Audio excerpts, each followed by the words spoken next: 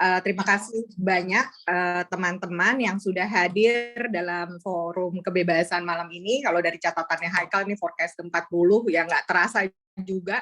Terima kasih banyak khususnya ke Bang Poltak Hotradero yang telah bersedia membagikan waktunya dan nanti juga cerita-cerita serunya soal China. Ini sudah keberapa kali kita membicarakan soal hal ini.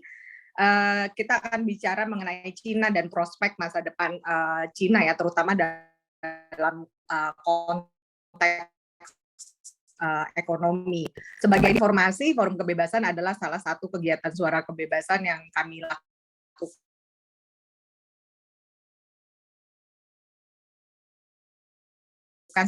event yang beragam untuk membicarakan isu-isu libertarian. Apa sih libertarianisme? Teman-teman bisa cek juga di portal kami di suarakebebasan.id, karena itu yang kami promosikan selama ini sejak tahun 2005. Lalu kita juga punya sosial media di IG, Twitter, Line, Facebook, dan juga ada kanal YouTube.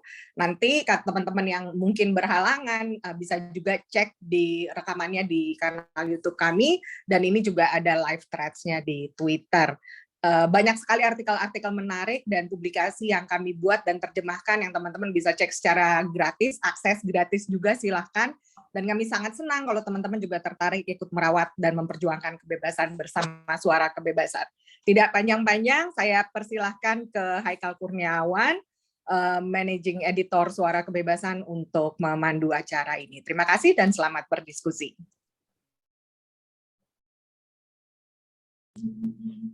Oke, terima kasih banyak Mbak Dinda tadi untuk openingnya, untuk pembukaannya. Selamat malam teman-teman semua. Terima kasih banyak sudah meluangkan waktunya malam ini untuk berdiskusi bersama Suara Kebebasan di diskusi podcast kita ke-40. Dan juga khususnya terima kasih banyak nih kepada Bang Poltak, Bang, sudah bersedia kita ganggu nih malam Sabtunya untuk berdiskusi bersama kita bersama Suara Kebebasan. Kita akan ngobrol tentang ekonomi Cina ya.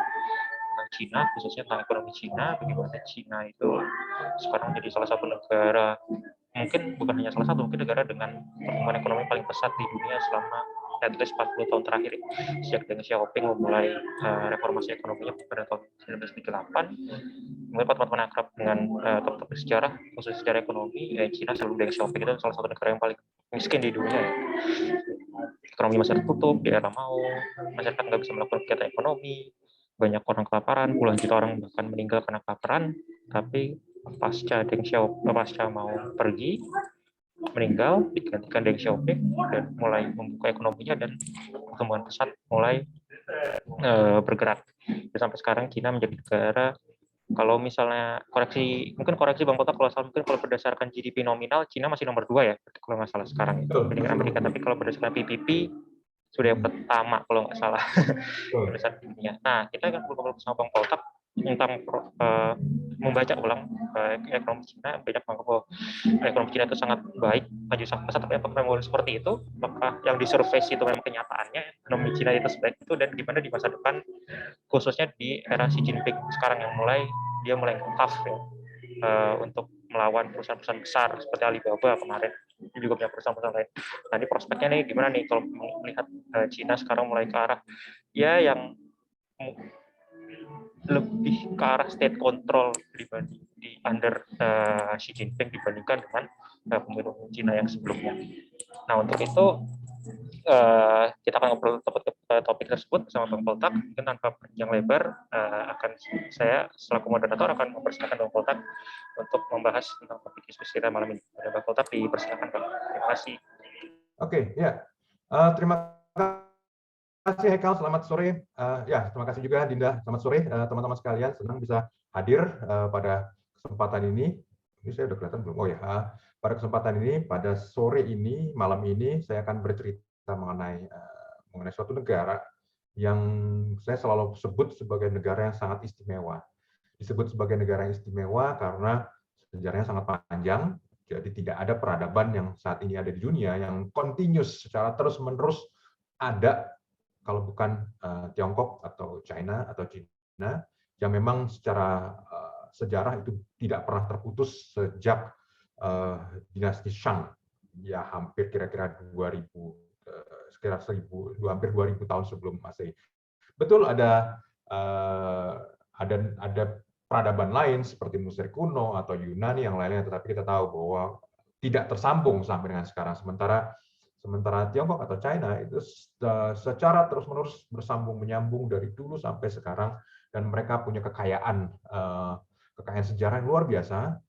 Mereka bukan bangsa yang boleh dikatakan monolitik, walaupun memang lebih dari 90% populasi China itu adalah orang Han atau kaum Han, tetapi jauh dari itu mereka punya banyak sekali perbedaan di internal mereka.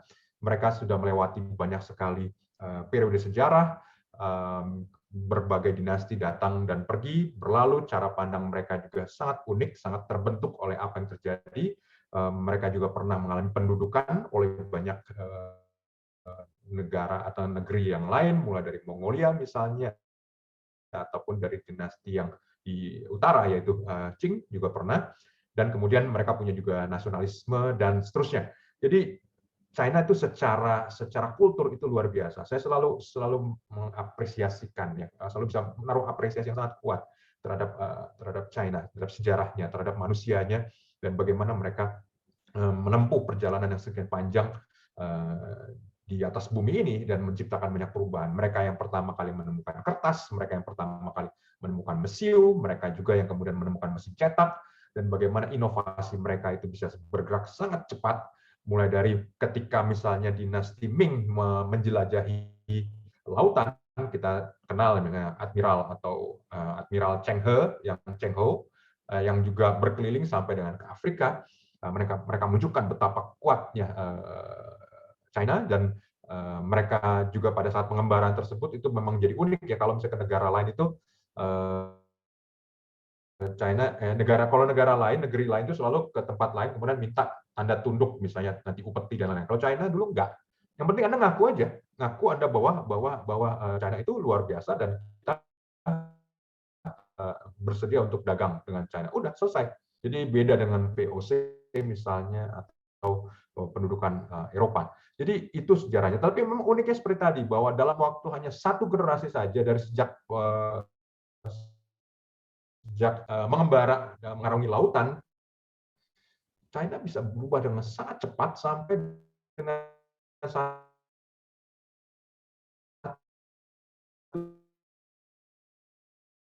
dua generasi kemudian bara di China, dan kemudian ada sebuah larangan, kalau itu dilarang dengan ancaman hukuman mati, dilarang untuk berinteraksi dengan warga asing. Jadi teman-teman bisa bayangkan suatu negeri yang sangat unik, di mana teknologinya bisa bergerak dengan sangat cepat, tetapi hanya dalam waktu 1, 2, 3 generasi berikutnya bisa tiba-tiba ngerem mendadak dan menjadi sangat inklusif, sangat menutup diri dari negeri luar. Nah,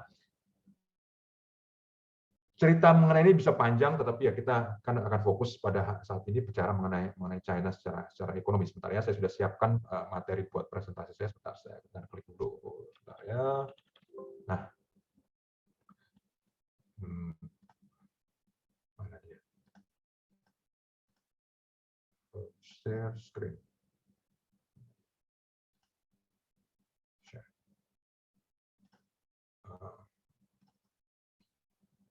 Oke, nah jadi pada malam ini kita akan, kenapa hilang ya? Kenapa nih? Oke, jadi pada apa lagi sini? Ya, oke. Jadi pada malam ini kita akan bicara mengenai ekonomi China, satu dimensi dari berbagai dimensi yang luar biasa dari peradaban ini. Jadi, partisipan cannot see your application. Why is that? Kenapa ini, Haikal? Kenapa nggak bisa ngeliat? Bisa kelihatan nggak? Bisa. Bisa. Oke, tadi ada message yang bilang nggak bisa. Oke, jadi kembali lagi, saya akan hanya mengambil satu dimensi mengenai dari beragamnya China ini. Jadi saya nggak akan berusaha untuk ngambil yang lain-lainnya. Ini kenapa sih mouse-gue, kenapa begini, matiin aja dulu deh. Nah, saya nggak akan bicara mengenai sosial budaya, saya nggak akan bicara mengenai sejarah, saya nggak akan bicara mengenai makanan, mengenai film, mengenai novel, mengenai sastra, mengenai tokoh, mengenai agama, kepercayaan, dan lain-lain. Saya akan khusus bicara mengenai ekonomi, karena bagian ini yang menurut saya cukup menarik, dan mungkin yang ini yang bisa kita muat dalam waktu 2 jam, hampir 2 jam ke depan. Nah, ini yang sering menjadi pertanyaan mengenai China. Apa sih yang membuat China bisa bertumbuh? Kenapa negara ini bisa bertumbuh? Kenapa harus bertumbuh? Dan bagaimana cara mereka bertumbuh? Ini yang menjadi penting karena di sepanjang sejarah dunia dan sebanyak sejarah manusia boleh dikatakan belum pernah terjadi. Nih, saya tekan sekali lagi, belum pernah terjadi ada suatu bangsa dengan jumlah ratusan juta orang bisa terangkat dari angka kemiskinan absolut sebanyak ratusan juta, belum pernah terjadi kecuali pada masa kita sekarang ini. Dan itu dilakukan oleh China dalam waktu 1-2 generasi, mereka bisa mengembangkan diri, bisa mengangkat sekitar 600-700 juta orang, ya, 600-700 juta orang dari kemiskinan absolut. Jadi ini luar biasa, ini pencapaian harus kita hargai. Dan itu tentu akan membuat pertanyaan bagi kita, cara ngangkatnya gimana ya? Apa yang dilakukan? Apa yang dilakukan supaya bisa bangsa banyak orang bisa terangkat, dan kenapa nggak dari dulu? Apakah memang China baru bisanya sekarang? Apa yang menjadi kendala dan seterusnya? Dan prestasi yang luar biasa ini apa yang mendorong hal tersebut, dan kenapa ini bisa berlangsung, dan apakah bisa terus berlangsung? Apakah ada titik akhirnya gitu? Dan kalau memang terjadi ada titik akhirnya, kedepannya akan seperti apa? Nah, kalau bicara mengenai China, ini adalah petanya. Peta, mungkin teman-teman bisa perhatikan ini. Ini adalah suatu kenyataan yang memang jadi unik ya. Ini negara yang luar biasa besar. Jadi kira-kira ukurannya sebesar Amerika Serikat. Jadi selalu perdebatan itu China itu sebenarnya mana lebih besar, Amerika Serikat apa China, bedanya cuma sedikit ya. Tetapi ini adalah gambaran mengenai suatu negara yang dari dulu selalu menyebut diri sebagai negeri tengah.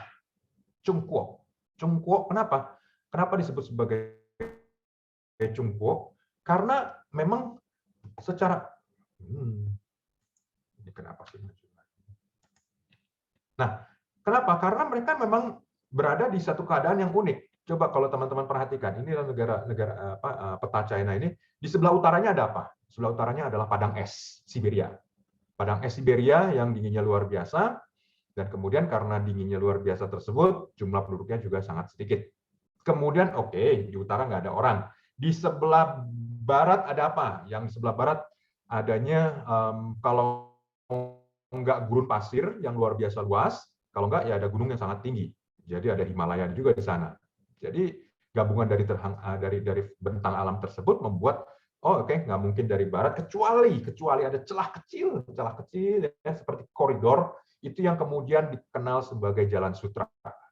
Nah, atau Silver Road yang menjadi jalur perdagangan pada ribuan tahun. Tapi di luar itu benar-benar daerah yang gersang, nggak ada air, atau kalau nggak tinggi sekali.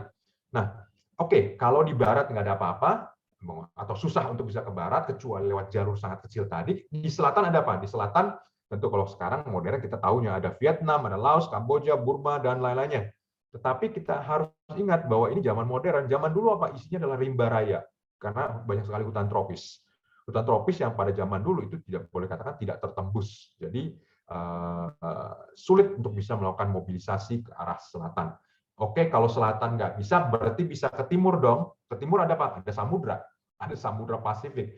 Samudra Pasifik itu luar biasa, teman-teman. Kenapa? Karena Samudra Pasifik luas sekali, sedemikian luasnya, sehingga kalau seluruh daratan di bumi digabungin jadi satu, dicemplungin ke Pasifik, masih ada sisanya. Jadi Samudra Pasifik itu lebih luas daripada seluruh daratan yang di bumi jadikan satu. Nah, jadi kita bisa melihat bahwa kemanapun, ke utara, ke barat, timur, selatan, saya melihat bahwa selalu akan ada bentang alam yang membuatnya yang sulit untuk tembus manusia. Itu sebabnya mereka selalu melihat bahwa kalau begitu jangan-jangan kita ada di tengah dunia. Kenapa? Karena nggak ada yang nembus dari atas, selatan, barat, timur, barat, dan lainnya. Nah, itu sebabnya kenapa mereka selalu menyebut diri sebagai Cungkuo atau negeri tengah. Nah, negeri pusat. Nah, kalau kita melihat peta ini menjadi sangat menarik ya teman-teman, karena peta ini ada satu garis. Garis ini menghubungkan dari kota Heihe, bukan kota ya temannya, lebih tepatnya tempat Heihe di utara sekali sampai dengan Tengchong di bawah, di Kunming. Nah, ini garis ini kalau ditarik, garisnya garis imajiner. Garis imajiner menjadi luar biasa. Kenapa? Karena ternyata 94% dari populasi China berada di sini, di wilayah ini. Nah, jadi kalau bisa perhatikan ini kan warnanya merah banget. Ada Chengdu, Chongqing, kemudian Changsha, sampai ke bawah utara dan seterusnya. Ini kepadatan penduduknya luar biasa. Tetapi di luar garis ini itu sepi banget, nggak ada orang yang tinggal di situ. Ya ada sih, bukan nggak ada sama sekali, tetapi populasi atau kepadatan penduduknya sangat-sangat rendah.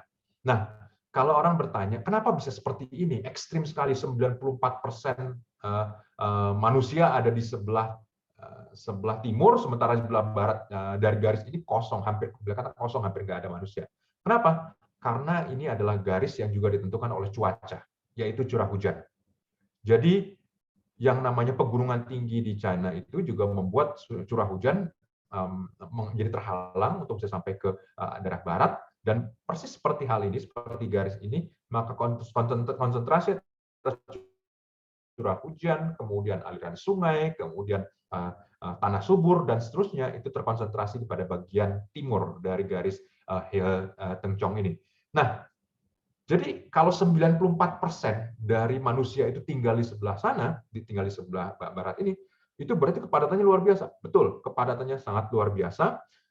Dan China secara tradisional selama ribuan tahun itu lebih banyak didukung oleh aliran sungai kehidupannya. Jadi ada dua sungai, sungai Huanghe atau Sungai Kuning yang ada di utara, dan ada Sungai Yangtze yang ada di selatan. Itu adalah boleh dikatakan dua urat nadi dari peradaban di Tiongkok sejak ribuan tahun yang lalu. Nah, kenapa saya katakan tadi andalannya itu adalah sungai? Karena curah hujan di seluruh China itu sangat rendah. Mungkin ada yang nanya, rendahnya kayak gimana ya? Ukurannya harus jelas dong Pak, jangan cuma bilang rendah aja. Oke. Saya pernah coba cek ya, kota yang dengan curah hujan paling rendah, kota besar di Indonesia yang punya curah hujan paling rendah itu adalah Waingapu. Nah, Waingapu itu curah hujannya setahun kira-kira sekitar 1.500 mm per tahun. Nah, kita ingat ya angkanya 1.500. Di seluruh China, curah hujan rata-rata adalah 1.300 mm. Jadi, Waingapu itu lebih banyak hujan daripada seluruh China. Secara rata-rata. Itu gambarannya kenapa curah hujan sangat rendah di China, dan andalan terutamanya adalah aliran sungai. Nah, oleh sebab itu kenapa konsentrasi penduduk menjadi sangat besar di daerah aliran-aliran sungai ini, dan dari aliran-aliran sungai tersebut juga muncul kota-kota, industri, pertanian, dan seterusnya yang mendukung pertumbuhan ekonomi, pertumbuhan masyarakat, dan peradaban yang kita kenal sebagai peradaban China. Nah, jadi kita bisa perhatikan, ini Heihe Tengchong ini ditemukannya kapan sih? Kapan mulai digaris-garis sama orang? Ditemukan atau pertama kali deskripsikan sekitar tahun 1915-an lah kira-kira. Jadi sudah lama sekali, dan sudah diuji berkali-kali bahwa ternyata memang betul bahwa keadaannya seperti ini. 94% dari populasi berada di sebelah timur dari garis ini, yang sisanya cuma 6% ada di bagian barat. Nah, oleh sebab itu, maka terjadi konsentrasi yang luar biasa atas penduduk di sana. Kalau gitu ada konsentrasi yang luar biasa juga dong terkait dengan pertanian. Oh betul, betul sekali. Kenapa? Karena tadi yang namanya manusia semikian banyak akan memerlukan bahan pangan, akan memerlukan pertanian, memerlukan pengairan, memberi makan semikian banyak orang di lahan yang sedemikian terbatas. Kenapa? Karena ini lahan-lahan pertanian yang ada di China itu sudah diolah sejak, kita tahu, dari sejak zaman dulu kala, dari sejak berapa ribu tahun yang lalu. Itu sebabnya dari sejak zaman dulu, China itu selalu mengalami kerentanan terhadap bahaya kelaparan. Kenapa kok bisa sampai seperti itu? Karena tadi andalan itu adalah sungai. Jadi bukan lagi hujan, memang hujan bisa diandalkan, tapi ya tadi hujannya sedikit banget gitu, dan bisa nggak merata. Kenapa nggak merata? Karena sekitar 80% hujan yang turun di China itu cuma turunnya di waktu musim panas. Pas musim yang lain itu dia sepi. Jadi sekali udah hujannya sedikit, dia ngumpul cuma dalam waktu 1-2 bulan. Ketika turun rame-rame, itu yang biasanya jumlahnya sangat besar, dan itu yang bikin banjir. Kenapa? Biasanya kering. Biasa kering, tiba-tiba hujan banyak, habis itu ya terjadi banjir. Nah, itu sebabnya kenapa China selalu selama ribuan tahun mengalami siklus di mana terjadi banjir, kekeringan, kemudian kelaparan, wabah, kemudian nanti perbaikan lagi, kemudian muncul siklus berikutnya lagi dan seterusnya dan seterusnya. Itu sebabnya kenapa China itu memiliki suatu hal yang khas, di mana yang namanya emperor atau penguasa, dalam ini adalah kaisar, itu memiliki tanggung jawab atas masyarakat dan memiliki kekuasaan yang absolut. Kekuatan absolut itu yang kemudian disebutkan sebagai putra langit. Jadi istilahnya kalau misalnya emperor itu nggak ada yang bisa atau nggak boleh ada yang melawan karena dia dapat mandat langit, ya. Mandat langit yang memungkinkan dia untuk berkuasa, dan memang ini diperlukan untuk bisa mengatur sedemikian banyak kompleksitas yang terjadi di China terkait juga dengan siklus atas cuaca dan atas tanah pertanian yang relatif sempit dengan penduduk yang sedemikian banyak. Itu sebabnya kenapa kalau orang bertanya apakah China mungkin mengalami demokrasi? Bisa. Apakah China mau berdemokrasi? Mungkin mau, tetapi secara teknis dalam ribuan tahun mereka terbiasa dengan value atau nilai yang memang bersifat otoritarian yang dibawakan oleh para emperor, karena memang itu bentuk tanggung jawab untuk bisa mengatur penduduk yang sedemikian banyak dan sedemikian kompleks. Nah, oke, ini panjang ceritanya mengenai sejarah, ngomong cerita sejarah juga. Tapi ini kembali kita ke zaman modern lah, zaman modern ketika China terjadi perang sipil, dan perang sipil antara Kuomintang atau nasionalis dengan komunis berakhir pada tahun 1949, dan ketika tahun 1949 tersebut berakhir, yang namanya komunis berkuasa dan Kuomintang atau nasionalis tersingkir. Nah, figur kuat pada waktu itu adalah Mao Zedong. Mao Zedong melakukan sentralistik karena memang tadi ya melakukan pendekatan secara sentralistik, maka terjadi beberapa langkah yang luar biasa, yaitu misalnya semua tanah dimiliki oleh pemerintah, land reform yang luar biasa. Tetapi di tengah hal seperti itu juga China terlibat terjepit di antara terjadinya perang dingin yang memang bersifat ideologis antara Amerika dan Uni Soviet pada waktu itu yang mewakili komunisme. Nah, jadi ini yang kemudian membuat pola pemerintahan dan pola manajemen pemerintahan di China itu menjadi sentralistik, dan itu juga yang kemudian membekas karena memang cukup lama Mao Zedong itu berkuasa, dan beberapa langkahnya itu memang boleh katakan kontroversial. Pernah dalam satu keadaan China ingin memisahkan diri secara kekuasaan dibandingkan dengan Uni Soviet, sehingga tidak mau berada di bawah bayang-bayang, sehingga dilakukan langkah yang disebut sebagai Great Leap Forward, lompatan besar ke depan, yaitu bisa melakukan swasembada atas baja dan industri, dan langkah itu swasembada baja, industri, dan juga pangan itu ternyata berakhir dengan tragis. Kenapa? Karena pada tahun 1959 sampai dengan tahun 1962 terjadi wabah kelaparan luar biasa, karena banyak sekali alat-alat pertanian itu dilebur karena ada jatah di mana setiap desa harus bisa memproduksi baja, sehingga ketika tidak ada baja, ya apa saja yang bisa dilebur untuk bisa mencapai kuota tersebut, termasuk juga alat pertanian, sehingga ketika musim tanam dimulai, maka tidak ada cukup teknologi untuk mengatur itu, dan akhirnya panen gagal, dan kemudian terjadi wabah kelaparan. Masih kontroversi berapa banyak yang tewas akibat kelaparan pada Great Leap Forward, tapi jumlahnya kira-kira antara 30 sampai 60 juta orang. Jadi jumlah yang luar biasa besar. Nah, kemudian sempat setback, dan Mao Zedong sempat mundur sebentar dari pemerintahan, tetapi kemudian maju kembali sekitar tahun 1970-an, muncul dengan revolusi kebudayaan, di mana kembali lagi kekuasaan itu sentralistik, dan itu membuat China menjadi menutup diri terhadap negara-negara lain di dunia. Itu semua itu berakhir sesudah Mao Zedong wafat 1976, dan kemudian terjadilah perubahan signifikan pada China karena terjadi perebutan kekuasaan, dan kemudian muncul figur yang kemudian dikenal sebagai Deng Xiaoping. Deng Xiaoping ini tokoh yang luar biasa juga. Dia menyadari bahwa China tidak bisa terus-menerus dikelola seperti sekarang, seperti pada waktu zaman Mao, karena risikonya terlalu besar. Wabah kelaparan yang sering terjadi akan bisa menimbulkan instabilitas, maka perlu dicari bagaimana cara supaya ekonomi suatu negara yang pada saat itu berpenduduk 700 juta orang, bayangkan 700 juta orang bisa berkembang, bisa mencukupi dirinya sendiri, dan bisa memajukan ekonominya. Tidak ada cara lain selain terbuka terhadap perdagangan. Jadi kalau teman-teman bisa bertanya, jadi yang membesarkan China itu dulu apa sih? Dari 1976, 78 sampai dengan sekarang, kuncinya adalah perdagangan. Kenapa perdagangan? Karena tadi China, Deng Xiaoping mewarisi sebuah negara di mana banyak sekali tenaga kerja murah, kemudian mereka juga pendidikan yang lumayan lah, jelek banget sih enggak, tapi bagus banget juga enggak pada waktu itu ya. Tetapi potensinya sangat besar, dan itu yang kemudian menjadi sumber investasi dari banyak negara untuk bisa mengalihkan investasi mereka di China karena upahnya murah, dan dari situ maka Deng berharap bahwa ekonomi bisa bergerak dan berbagai hal yang terkait dengan ekonomi bisa menjadi lebih baik.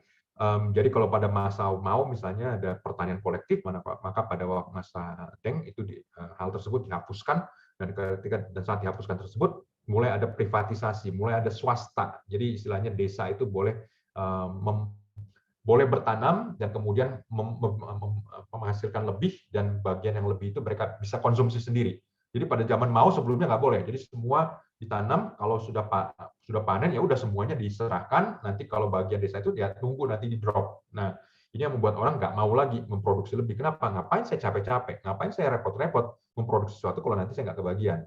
Nah, jadi kalau teman-teman yang di Suara Kebebasan mungkin juga akan sering merasa seperti ini, bahwa tiap orang itu pada dasarnya sentris pada kebutuhan dan kepentingan masing-masing. Nah, itu terbukti dengan China.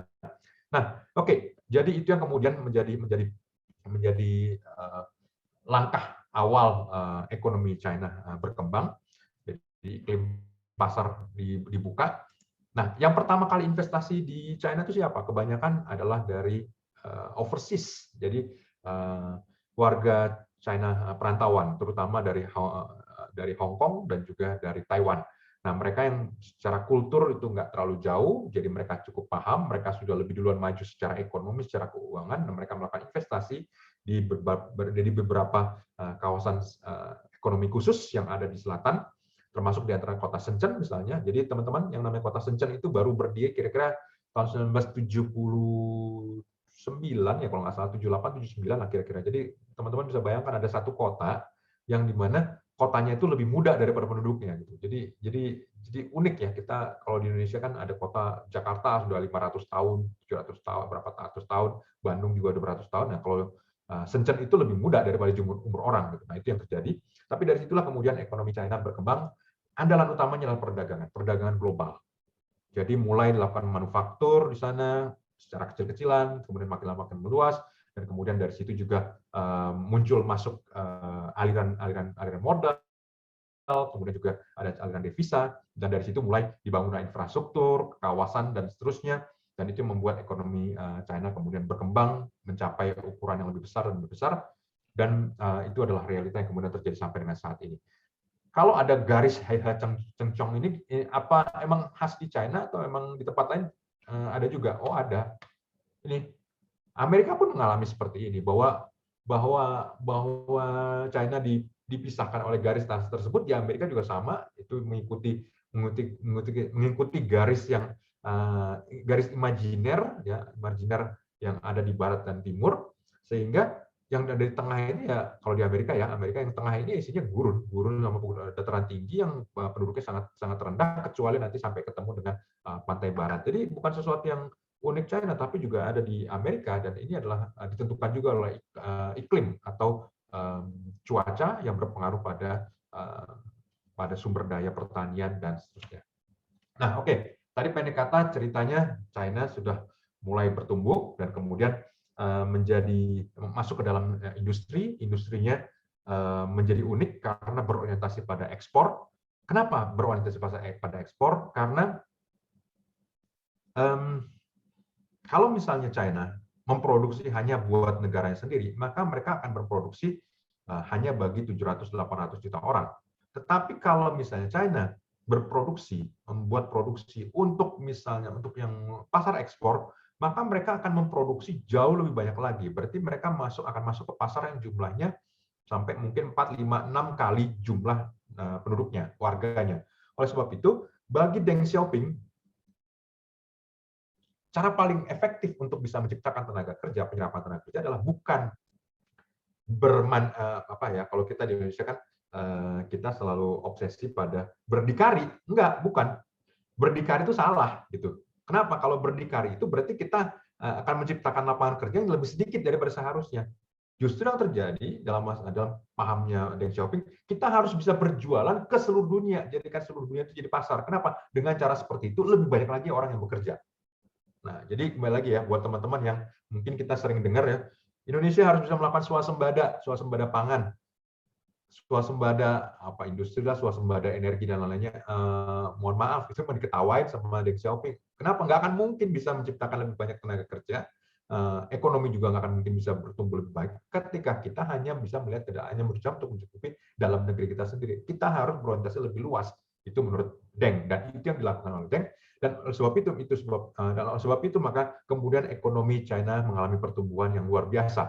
Nah, ini teman-teman bisa perhatikan, ini adalah gambaran mengenai ekonomi China selama selama berapa waktu.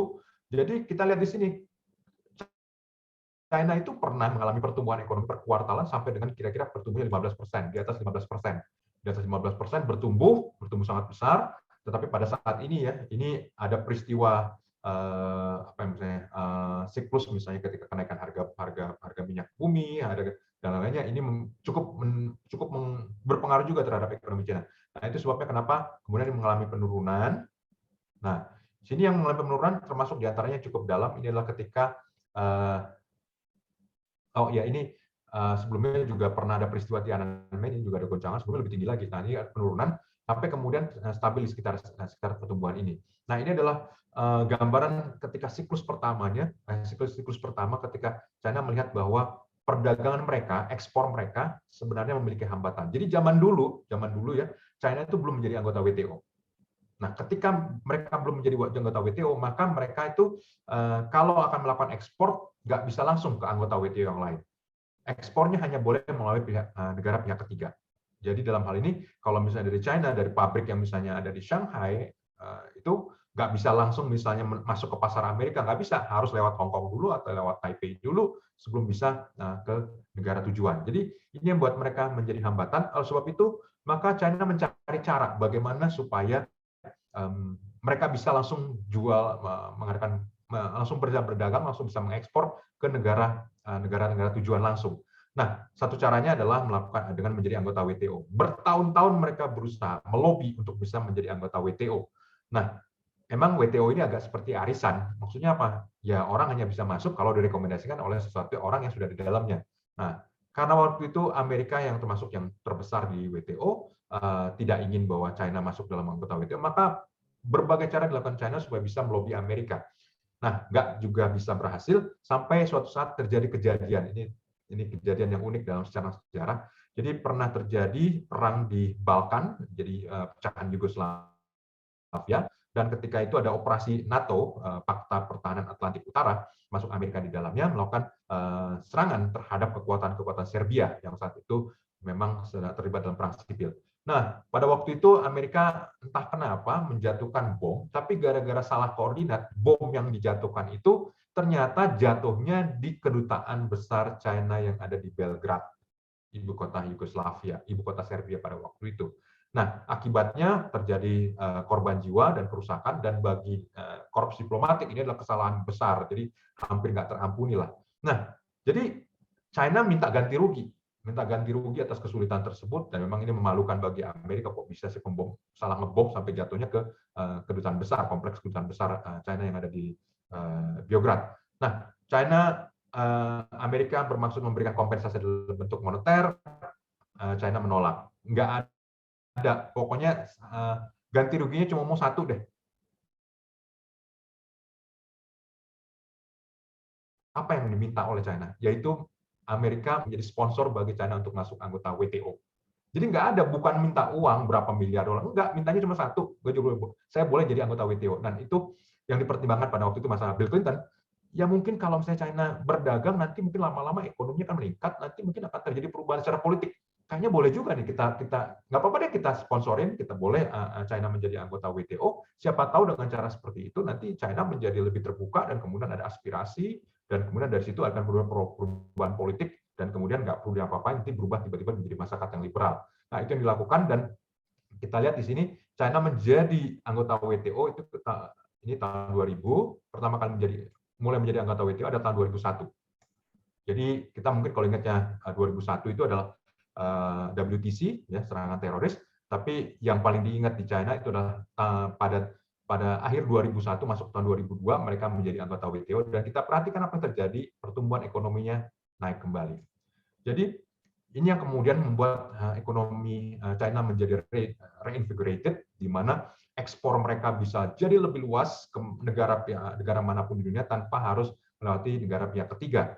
Dan itu membuat juga lebih banyak negara berpikir, wah kalau misalnya China bisa beroperasi, bisa mengekspor ke berbagai tempat di dunia, berarti sementara tenaga kerjanya juga cukup murah, wages-nya atau upahnya juga murah, saya akan berinvestasi di China. Maka itulah menjadi awal dari boom industrialisasi di China, yaitu ketika mereka menjadi anggota WTO, dan itu yang kemudian membuat pertumbuhan ekonomi yang sangat cepat berlangsung pada mulai tahun 2001 dan seterusnya sampai dengan mencapai puncaknya sekitar tahun 2007-2008. Nah, ini mungkin teman-teman bertanya, ini ada apa nih tiba-tiba kok ada nyemplung seperti begini nih, tiba-tiba turun. Nah, ini ada pengaruh ketika 2007-2008 kita tahu yang terjadi adalah krisis Lehman Brothers.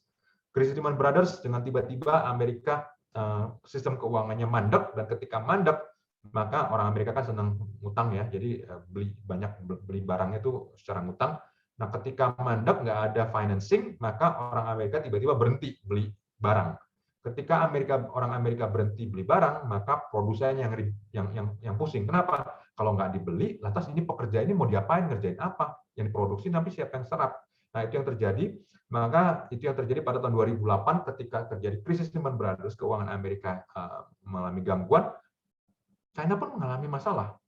Karena tadi bahwa customer mereka itu jadi tiba-tiba berhenti beli.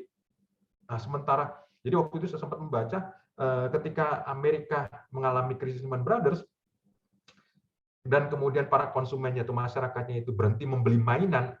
Teman-teman bayangkan yang mainan pada bulan Desember, sekitar Natal biasalah ya, bulan Desember, tiba-tiba orang tua satu Amerika tuh mikir, alah mainan nggak usah beli deh, mainan lama juga masih ada. Udah mainan yang lama aja mainin, nggak usah beli mainan baru, kita berhemat karena keadaan lagi sulit. Dan karena itu tiba-tiba 20.000 pabrik mainan di Amerika, 20.000 pabrik mainan yang ada di China itu tiba-tiba nggak dapat pesanan. Dan ini berarti melibatkan ratusan ribu, jutaan orang, buruh atau pekerja yang ada di pabrik mainan. Itu baru bicara mainan, belum lampu Natal, belum hiasan, belum ornamen, belum segala macam. Nah, itu yang membuat China menjadi tersadar bahwa kemakmuran atau lapangan kerja dan pertumbuhan ekonomi mereka miliki ternyata sangat memiliki titik lemah, yaitu mereka menjadi sangat tergantung bagi konsumennya. Nah, tapi ya wajar lah, karena waktu itu kan terjadi krisis Lehman Brothers yang jadi perlu penyerapan, maka China pertama kali melakukan stimulus ekonomi dengan cara melonggarkan kredit. Nanti kita akan bisa lihat seperti apa longgarnya kredit dan menggunakan perbankan mereka untuk membiayai ekonomi. Terjadi recovery, jadi kita lihat naik lagi ya. Tetapi dari stimulus yang terjadi tahun 2008-2009 terus, itu yang terjadi adalah secara perlahan-lahan posisi utang di China itu semakin meningkat, dan kemudian secara perlahan-lahan pertumbuhan ekonomi China mengalami penurunan. Penurunan ini menjadi kelihatan konsisten. Jadi kita lihat dari double digit ya, di atas 10%, kemudian turun 10%, 9%, 8%, 7%, 5%, dan seterusnya sampai flattening. Nah, nggak ada lagi cerita pertumbuhan seperti dulu lagi yang bisa pertumbuhan sangat tinggi. Betul, ada satu sisi ekonominya juga menjadi semakin besar, di sisi lain bahwa pertumbuhan yang berorientasi ekspor itu ternyata boleh kata mencapai titik saturated atau mencapai titik jenuhnya itu pada sekitar 2010-2011. Inilah kenyataan. Nah, itu sebabnya nanti kita akan lihat ya seperti apa. China berusaha untuk melakukan repositioning atas ekonominya. Ide yang paling utama yang mereka akan kerjakan adalah kita harus menggeser ekonomi dari semula yang berorientasi ekspor, ya, dari zaman Deng Xiaoping mulai muncul, menjadi dan investasi dari luar negeri yang terkait dengan pembangunan infrastruktur, kawasan ekonomi, manufaktur dan lainnya, menjadi ekonomi yang berorientasi atas konsumsi dalam negeri dengan penduduk yang jumlahnya 1,4 miliar. Populasi yang sangat besar harusnya bisa dimanfaatkan. Nah, ini yang kemudian mereka coba kelola menjadi seperti itu, tetapi ini dicoba berkali-kali, ternyata hasilnya masih sama seperti itu. Ternyata memang sangat sulit untuk mengubah profil ekonomi China yang ada. Nah, ini kalau misalnya teman-teman lihat, ini kok tiba-tiba dia nyempil sini. Nah, ini dia COVID-19 ya di sini nih, pertumbuhannya negatif, tetapi kembali lagi kemudian China bisa melakukan kompensasi. Nah, ini kalau pertumbuhannya tinggi, ini sebenarnya karena landasannya juga dihitungnya dari bawah sini nih, yang rendah banget, maka akan ke atas, kemudian ke arah sini. Nah, ini sampai dengan Q2, kuartal 2 2021. Q3 seperti apa belum keluar, tetapi kelihatannya sepertinya akan turun. Jadi akan melanjutkan pola yang sudah ada sebelumnya, yaitu makin lama akan semakin turun. Nah, jadi China pertumbuhan ekonomi akan menurun. Iya. Apakah itu sesuatu yang memang sudah diketahui? Memang sudah diketahui dari sejak kapan? Dari tahun 2010. Apakah mereka nggak tahu caranya bagaimana supaya ekonominya menjadi lebih resilient lagi, tidak lagi tergantung pada konsumen dalam luar negeri? Mereka tahu, tapi sulit. Kenapa? Karena tadi mereka memiliki ekonomi yang sifatnya sentralistik, di mana diputuskan dari top down, dari atas ke bawah. Oke, nah ini gambaran ya teman-teman. Jadi ini adalah gambaran apa yang berkontribusi pada pertumbuhan ekonomi di China. Jadi ada konsumsi di sini, ya konsumsi. Ya. Nah, kemudian ada di sini juga ada investasi warna biru. Jadi kalau boleh katakan ekonomi China itu sangat besar didorong oleh investasi. Investasi ini ada PMTB, kalau teman-teman belajar ekonomi itu namanya ekonomi makro, disebut pembentukan modal tetap bruto. Jadi itu yang jadi pabrik, kemudian jadi mesin-mesin, jadi infrastruktur dan lainnya. Nah, ini warna biru ini nih. Nah, sementara ini konsumsi masyarakat ini yang warna kuning. Nah, jadi kalau konsumsi ini warna kuning, kita lihat bagian cukup besar, tetapi masih lebih besar bagian terkait dengan investment. Nah, kemudian jual beli ada ekspor dan impor itu berkontribusi. Berkontribusinya bagaimana? Nah, harus two way ya. Jadi dua sisi. Karena yang net trade itu kan adalah ekspor dikurangi impor. Ketika ekspornya tinggi, maka posisinya akan positif. Nah, contohnya seperti apa? Contohnya seperti ini. Nah, ini dia positif. Tapi ketika impornya itu lebih besar daripada ekspornya, maka akan menjadi negatif. Nah, ini ada di bawah nih. Jadi China pun mengalami di mana perdagangan mereka posisinya negatif pertumbuhannya, dan kemudian kita lihat di sini relatif tipis. Nah, ini yang pola yang saya sebutkan tadi, warna ungu ini adalah pertumbuhan ekonomi China, dan kita lihat dari mulai tahun 2008 puncaknya, kemudian terjadi krisis Lehman Brothers, kemudian ada pemulihan. Ini kemudian angka ini makin lama semakin turun sampai dengan posisi tahun 2021 ini year to date-nya sampai dengan 2,3%. Jadi China pun sudah mengetahui bahwa untuk bisa mencapai pertumbuhan 6%, 7%, dan seterusnya itu sudah tidak mungkin lagi. Ya, mereka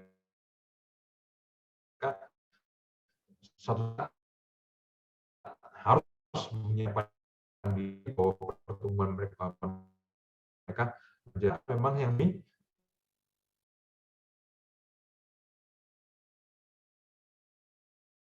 ini yang menjadi bagian terbesar, sementara bagian itu diambil alih pada investasi.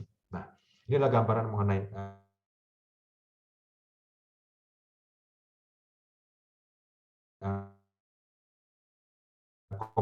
komponen pertumbuhan ekonomi. Baik, ada namanya harus jadi namanya account balance. Ya.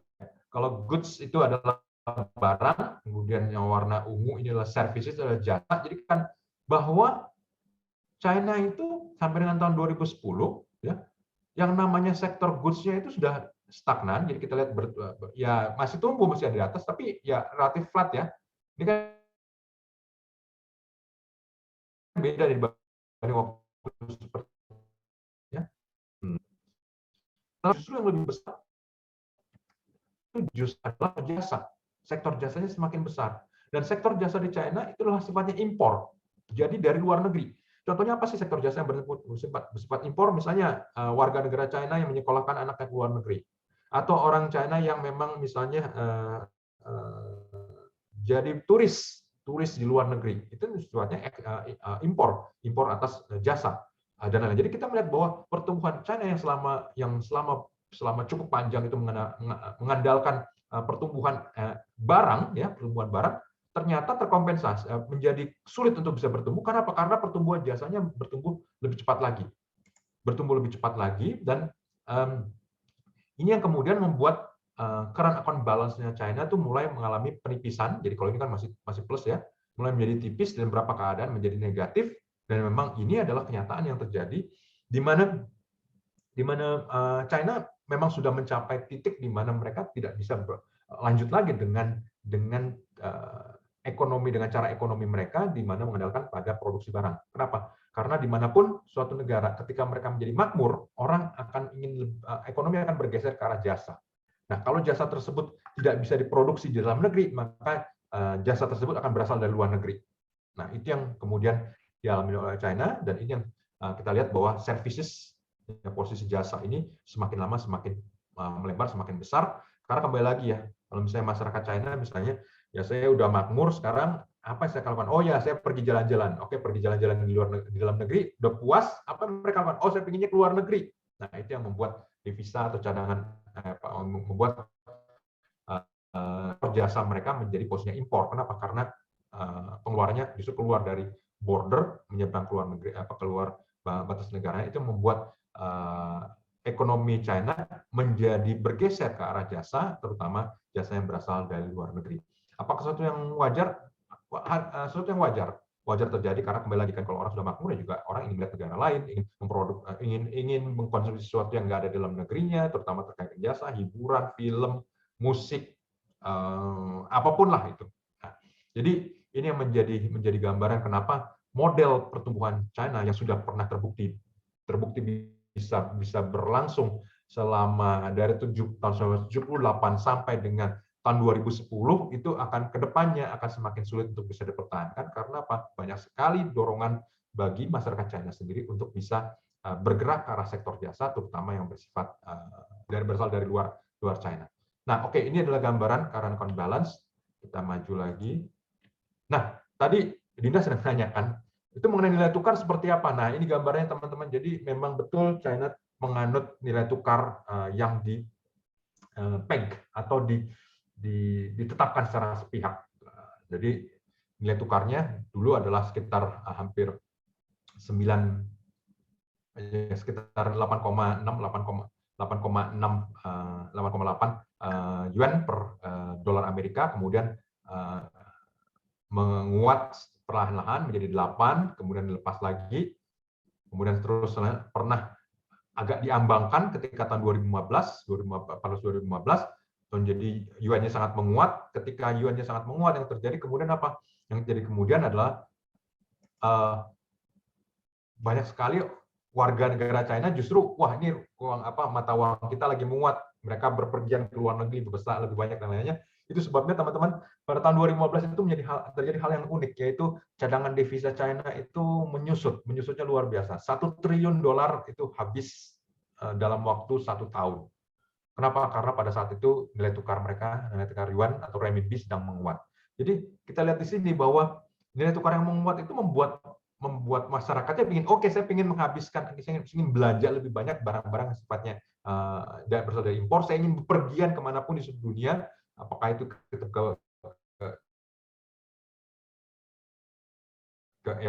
dorongan terhadap capital outflow terjadi, dan ini yang kemudian menjadi ini. Kalau lihat ini kan relatif smooth, jadi China itu berusaha untuk mengendalikan nilai tukar ini supaya bisa tetap kompetitif, mendorong apa? Mendorong goods atau produksi barangnya supaya harga produk mereka masih tetap menarik. Jadi kalau tadi Dinda tanya, apakah memang terjadi manipulasi atas nilai tukar renminbi atau yuan? Jawabannya ya, terjadi manipulasi. Kenapa bisa dikatakan menjadi manipulasi? Karena bagaimana mungkin sebuah negara yang pertumbuhan ekonomi sampai sebesar ini pertumbuhan ekonominya 10%, di atas 10%, di atas 5%, kok iya nilai tukarnya flat? Ya nggak mungkin lah, harusnya dia akan menguat lebih cepat, tetapi memang sengaja dibuat penguatan itu terhambat, karena memang tujuannya supaya ekspor barangnya menjadi lebih kompetitif dan bisa menjadi pusat produksi bagi dunia, dan dengan cara seperti itu maka penyerapan tenaga kerja pun bisa akan maksimum dan bisa sebesar-besarnya. Nah, inilah gambaran mengenai terkait dengan nilai tukar, dan kalau ada perdebatan, enggak kok China itu enggak melakukan manipulasi nilai tukar, tolong jelaskan ke saya gitu, kenapa bisa nilai tukar atas suatu ekonomi yang berkembang berpuluh kali lipat, yang bertumbuhnya double digit, tapi nilai tukarnya masih seperti begini. Nah, ini yang discrepancy ini yang nggak pernah bisa terjawab, dan itu yang sebenarnya menjadi indikasi, walaupun tentu tidak, China pasti akan denial yang mengenai ini. Enggak, kita mengikuti pasar, ya pasar yang mana dulu. Nah, karena memang bagi mereka sangat penting untuk tetap mempertahankan ekspor goods atau ekspor barang mereka supaya bisa lebih kompetitif, dan nilai tukar yang terlalu kuat bagi mereka itu adalah membahayakan bagi ekonomi, karena produk mereka menjadi tidak kompetitif.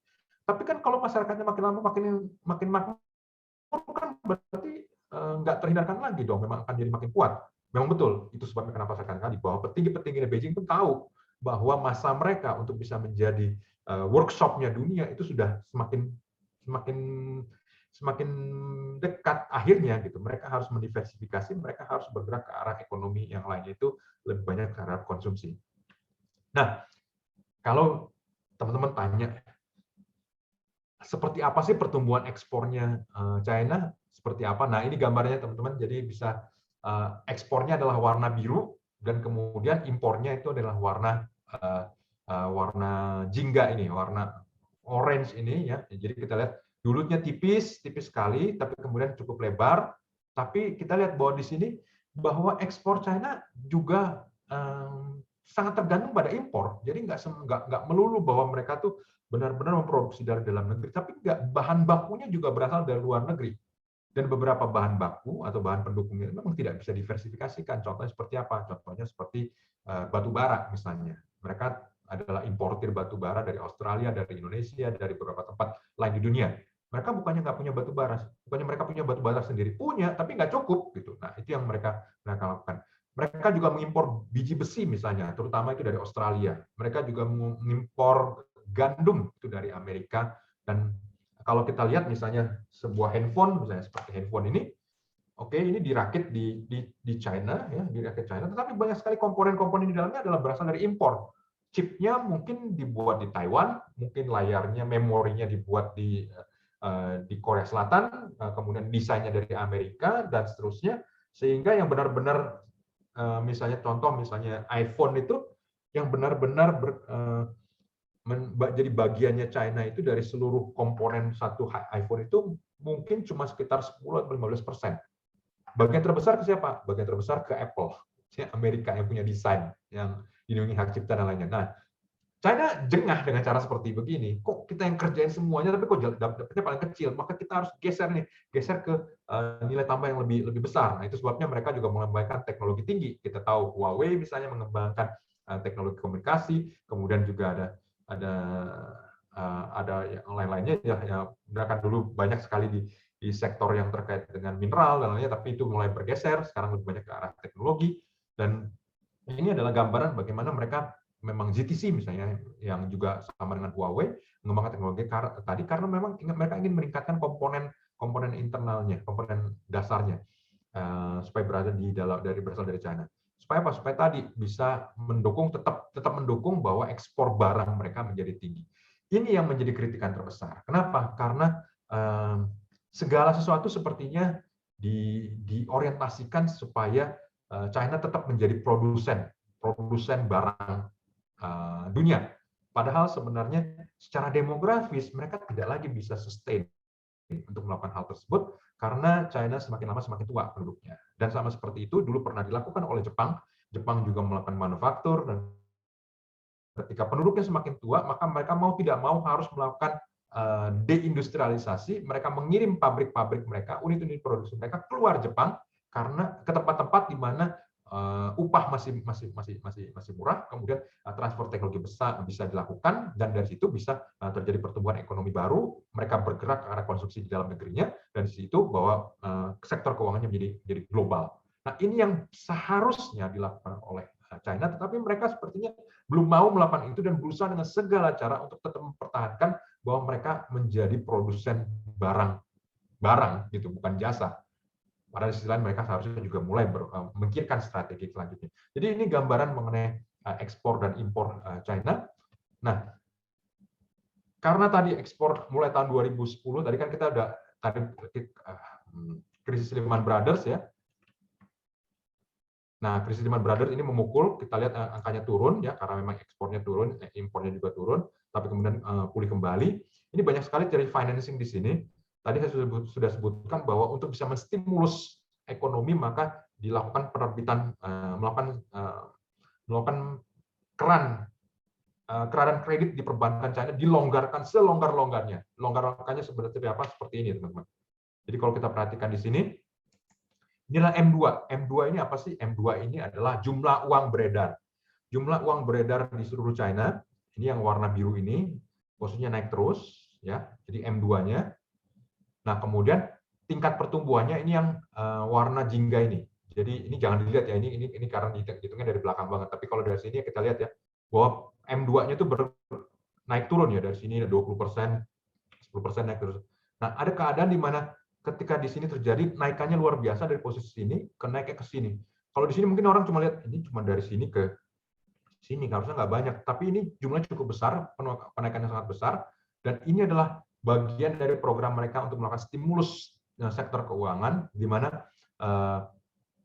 utang negara ya dalam hal ini, dan utang negara dan juga sektor keuangan perbankan mereka menjadi loan yang diterbitkan semakin besarnya, itu yang membiayai pertumbuhan mereka sejak tahun 2009, 2010, dan seterusnya. Apa yang terjadi kemudian? M2-nya, growth-nya mengalami penurunan pertumbuhannya. Jadi walaupun ini naik, tetapi pertumbuhan garis yang biru ini masih lebih lama, sebenarnya keadaannya lambat dibandingkan periode-periode lalu. Nah, jadi ini yang menjadi masalah serius bagi China, di mana mereka berusaha untuk meningkatkan, berusaha untuk menstimulus produksi atas barang, padahal di sisi lain bebannya semakin besar, mereka tersandra oleh dengan margin. Kita akan maju lagi. Nah, ini dia export price index, tapi nanti munculnya. Jadi gambarnya seperti itu, sehingga sebenarnya China itu kalau mau maju ke depannya, jangan lagi pada pembuatan barang, tetapi mereka sudah harus mulai bergerak ke arah outsourcing. Jadi mereka sudah mulai harus sebagai investor, mereka harus invest, mungkin sentra-sentra produksi mereka nggak lagi di dalam negeri, tetapi di luar China, mungkin di negara-negara berkembang yang lainnya, dan mereka mengambil peran sebagai investor, sama seperti yang dilakukan Jepang pada waktu yang lalu. Tapi ini tidak dilakukan dan belum dilakukan karena memang ada masalah kendala dengan demografis yang ada. Nah, oke, ini saya akan maju lagi. Nah, ini teman-teman bisa bayangkan kalau misalnya China berorientasi pada ekspor, ini nggak selalu posisinya untung, walaupun bisa melakukan manipulasi atas nilai tukar. Tapi kalau kita perhatikan di sini, ini adalah harga impor sama versus harga ekspor. Jadi ada keadaan di mana harga impor lebih mahal dibandingkan harga ekspor. Nah, ini yang disubsidi. Nah, kemudian ada keadaan juga di mana harga ekspor lebih mahal daripada harga impor. Nah, ini seperti ini. Jadi selalu berfungsi.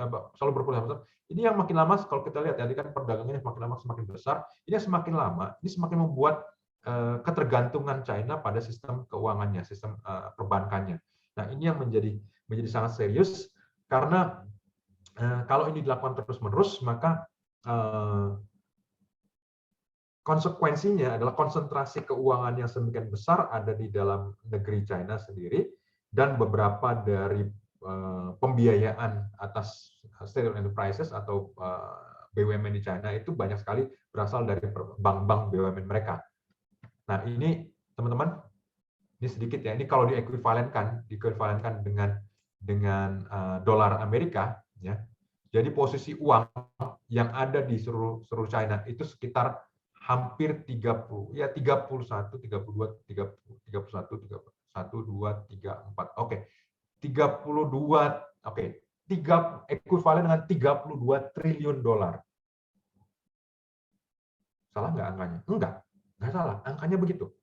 Jadi kalau ada orang bertanya, di seluruh dunia, di mana sih duit paling banyak? Di Amerika, bukan di Amerika. Duit paling banyak di seluruh dunia itu ada di China. Di dalam negeri China ada uang 32 triliun dolar, muter-muter di dalamnya. Semua dalam mata uang renminbi. Jumlahnya populasinya seperti itu, dari satu sektor ke satu sektor dan lain-lainnya, karena ini bagian dari seluruh sistem keuangan mereka. 32 dolar. Amerika mungkin angkanya sekitar 20 miliar dolar, 20 triliun dolaran lah. Jadi China lebih banyak.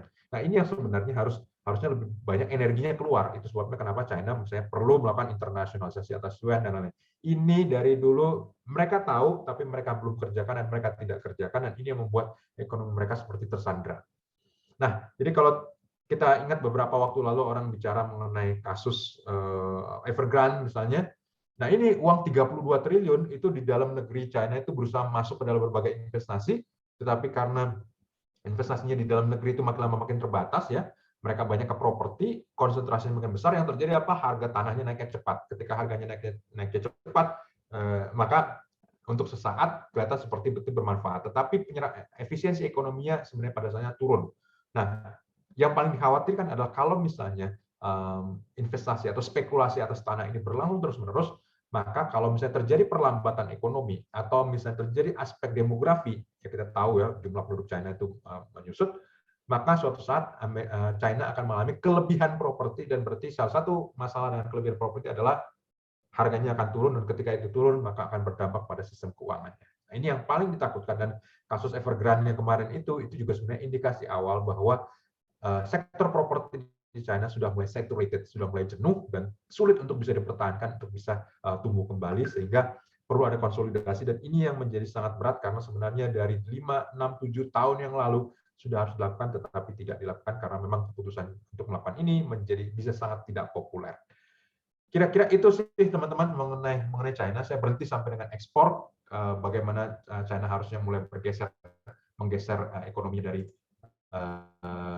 dari produksi barang menuju ke arah ekonomi yang lebih terbuka, dan kemudian mereka juga harus mengantisipasi aspek demografi penduduk mereka yang semakin tua secara populasi, kemudian juga tingkat kelahiran yang semakin menurun. Sementara konsekuensi dari hal tersebut pasti akan membawa pada perlambatan ekonomi, sehingga mereka harus mencari pertumbuhan ekonomi yang baru yang lebih konsisten dan tidak lagi tergantung pada ekspor barang, karena kembali lagi ekspor barang ini punya resiko yang sangat besar, sama seperti yang saya ceritakan tadi. Ketika orang tua di Amerika tiba-tiba berhenti beli mainan, ada 20.000 pabrik mainan di seluruh China yang tiba-tiba kehilangan pembeli.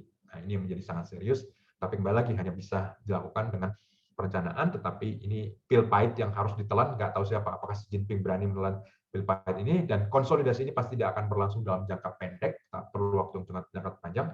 Sehingga secara umum biasanya kita di antara para ekonom dalam diskusi, ini China ini kita mungkin akan mulai terbiasa nih melihat nanti suatu saat China pertumbuhan ekonominya nggak lagi 5%, mungkin jadinya 4%, 3%. Dan kalau kita lihat bahwa pertumbuhan ekonomi dunia adalah sekitar 2,5%, mungkin ya China dalam 10-15 tahun ke depan ya akan bertumbuh sekitar 2-3% lah kira-kira. Kira-kira itu yang mungkin bisa saya sharing dengan teman-teman mengenai ekonomi China. Dan kalau ditanya kenapa bisa China itu bisa melakukan perubahan, ya jadi melakukan perubahan, bisa tiba-tiba mengangkat sedemikian banyak orang dari anggota masyarakat dan dari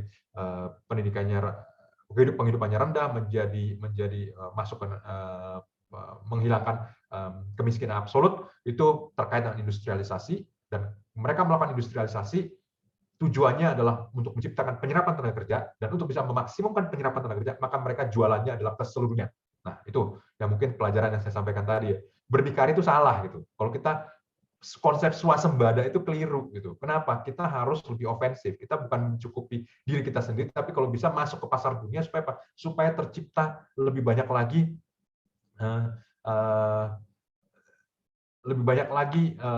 lapangan kerja, lebih banyak lagi usaha yang muncul yang bisa menciptakan kemakmuran bersama, dan itu yang perlu kita contoh dari China. Tapi yang mungkin kita perlu ya perhatikan dari China, ketergantungan terhadap hal ini pasti suatu saat juga harus berakhir dan pasti berakhir, dan itu yang harus dipersiapkan untuk bisa bergerak ke arah bentuk ekonomi lanjutannya. Oke, kira-kira itu dulu. Saya kembalikan ke Haikal, mungkin pasti sudah ada tanya jawab atau komentar. Oh, ada Romo Haryo juga sudah kemudian bikin inden komen. Oh, udah inden bikin komen. Nah, saya terbuka kembali lagi, ini saya baru sebagian, tapi kembali lagi kalau ada pertanyaan nanti kita akan membentuk sebagai bentuk dialog. Ya, silakan Haikal. Wah, oke. Terima kasih banyak nih Bang Poltak. Ini pemaparan sangat komprehensif banget tadi. Tinggi banget Bang Poltak. Nah, sekarang masuk ke sesi tanya jawab. Kalau misalnya ada teman-teman yang ingin bertanya, bisa lewat chat. Nanti saya selaku moderator akan bacakan. Atau juga bisa raise hand. Nanti akan saya berikan selaku moderator akan saya berikan kesempatan untuk menyampaikan pertanyaan atau komentar secara langsung kepada Bang Poltak. Nah, ini yang pertama kepada Mas Haryo dulu yang sudah inden. Haikal, sebentar. Oh, masih ya? ada kan ini Belt and Road inisiatif, saya belum jawab, tapi oke lah, nggak apa-apa. Romo dulu deh. Oke. Halo, dari Mas Haryo. Halo, saya bisa ini? Ya, kedengaran jelas. Share screen. Boleh Mas, sebentar. Saya jadiin co-host dulu. Ya, udah bisa Mas Haryo. Oke. Mana ya? Oke. Oh, ini. Sudah kelihatan? Ya, sudah kelihatan. Gini aja ya, atau nggak perlu besarin ya? Segini aja cukup? Ya, cukup. Kelihatan. Saya lebih senang gini. Saya ingin melengkapi, udah bagus banget presentasinya Mas Bang Poltak. Saya cuma ingin melengkapi sedikit, misalnya kenapa sih susah banget shift dari ekspor ke konsumsi dalam negeri gitu ya. Terus kedua, kenapa sih investasi tadi menyebut investasinya tidak efisien. Jadi Bang Poltak tadi banyak sekali membahas sangat lengkap tentang demand side-nya, tapi supply side-nya belum banyak dibahas. Dan juga pertanyaan yang tadi, karena itu juga salah satu masalah supply side. Ya. Jadi kenapa susah sekali shift dari ekspor ke konsumsi, itu karena saving rate-nya tinggi. Dan satu-satunya mungkin di negara di dunia yang melakukan one child policy itu ya China. Jadi ini tadi tidak dibahas sama sekali, tapi itu suatu momen yang sangat penting yang menentukan sekarang ini jadi kesulitan itu. Yaitu karena savingnya rendah.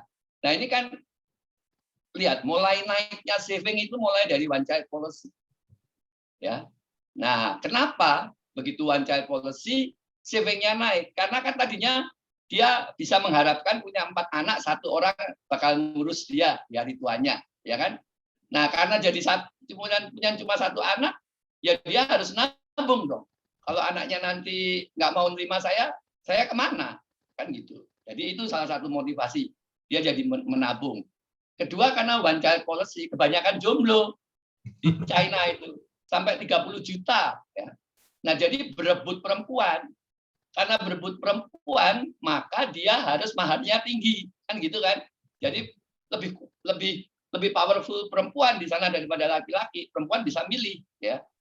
Nah, karena itu sekarang itu rumah menjadi satu-satunya harus. Nggak ada di negara lain culture yang mengharuskan orang punya rumah. Di Indonesia orang bisa kontrak, bisa apa, tapi kalau di Cina harus punya rumah. Nah, ini kenapa properti juga menjadi salah satu ya. Terus ketiga, sosial jaminan bantuan sosial social insurance-nya itu rendah. Jadi kayak di sini kan BPJS itunya rendah sekali di sana. Nah, karena BPJS-nya rendah, ya dia harus nabung sendiri kan gitu kan, bantuan sosialnya rendah. Kedua, juga consumer itu lebih besar tax-nya daripada investment, ya. Karena itu lebih banyak orang invest gitu. Karena itu investment rate-nya tinggi.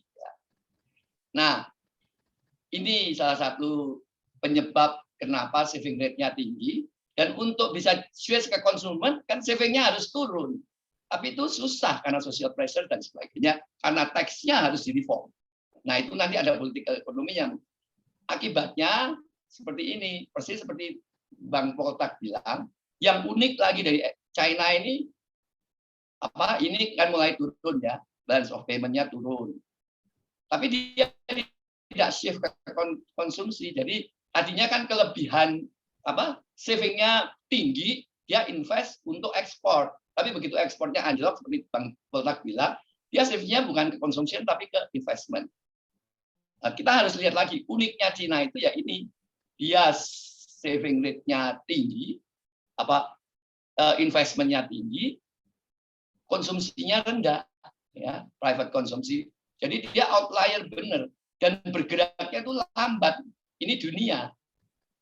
Jadi harusnya dia ke sini, tapi lambat sekali karena itu investmentnya tinggi. Nah, akibatnya investmentnya ini kan harus tahu kemana investment ini pergi, seberapa efisien investment ini tinggi. Nah, itu akhirnya investment itu kan harus yang produktif. Ya. Kalau kamu invest bikin rumah kosong, ya, apartemen ribuan rumah kosong itu kan nggak efisien. Atau jembatan yang nggak kemana-mana itu kan nggak efisien. Jadi ini supply side-nya, productivity isn't everything, but in the long run it is almost everything. Jadi intinya pertumbuhan itu productivity, bukan investment, bukan labor. Karena apa? Investment capital itu lama-lama akan diminishing return kalau yang tahu ekonomi ya. Demikian juga labor akhirnya sekolah sampai PhD terus gimana?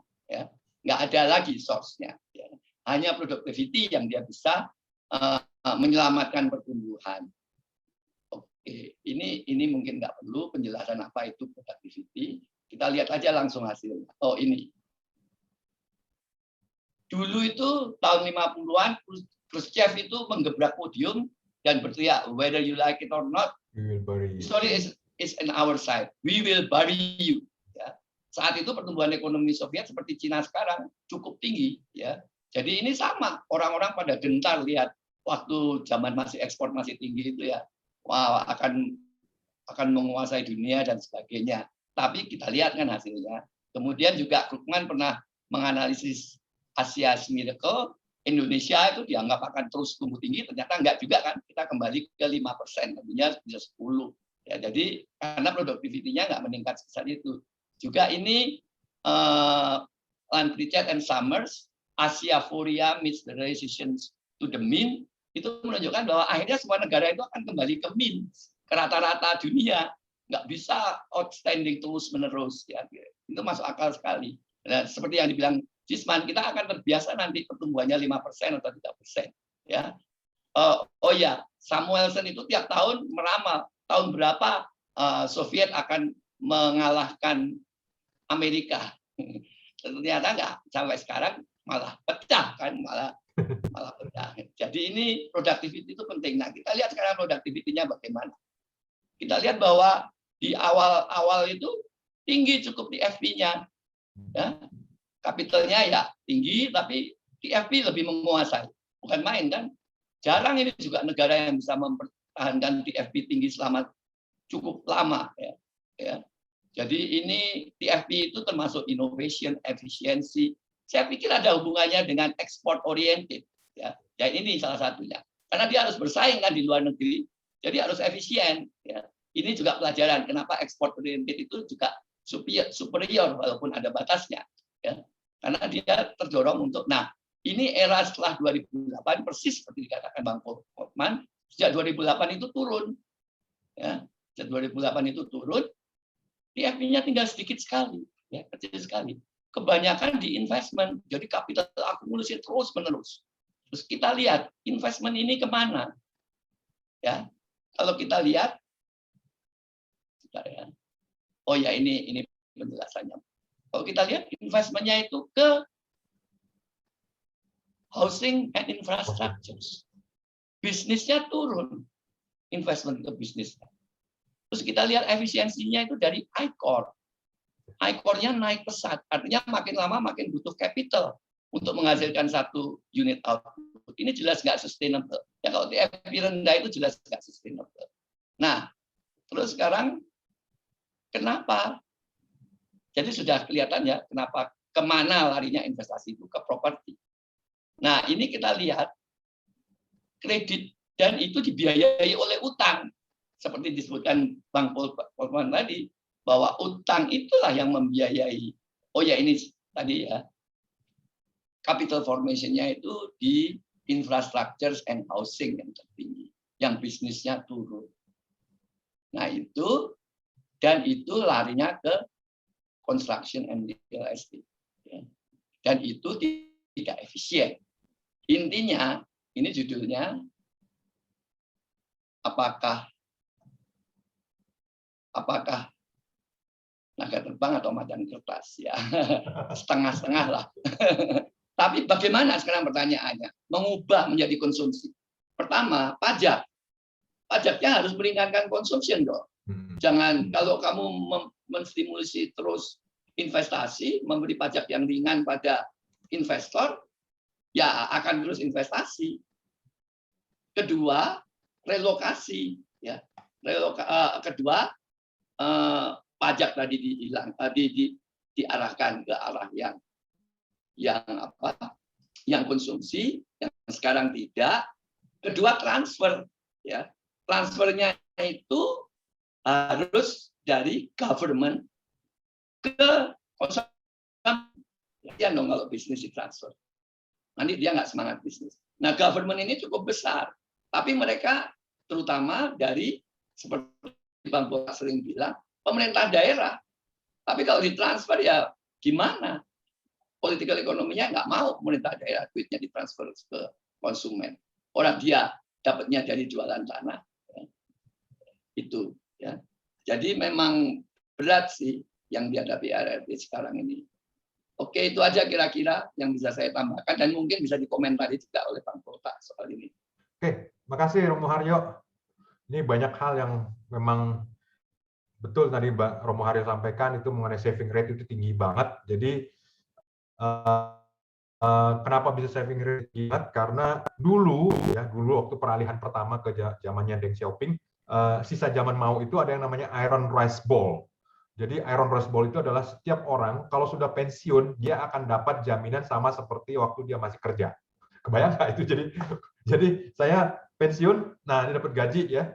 Nanti gaji saya akan terus uang pensiun saya sebesar gaji terakhir saya gitu. Nah, itu tuh kita bisa bayangkan kalau negaranya makin tua, itu kan bebannya makin lama makin besar. Nah, bagaimana caranya supaya bisa beban itu menjadi ringan? Itu di-freeze.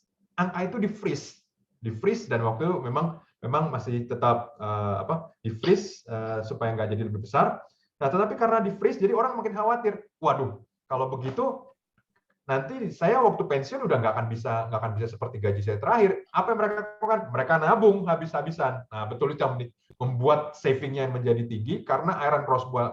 Mereka menjadi ragu terhadap iron rice bowl itu karena memang itu dibuat zaman Mao, tapi mereka juga tahu ini nggak akan mungkin bisa sustain. Jadi simpel mereka juga nggak bodoh-bodoh amat, tahu lah, instinktif mereka tahu ini ancamannya seperti itu. Nah, selain iron rice bowl tadi, itu juga menjadi menarik karena banyak sekali dari BPJS.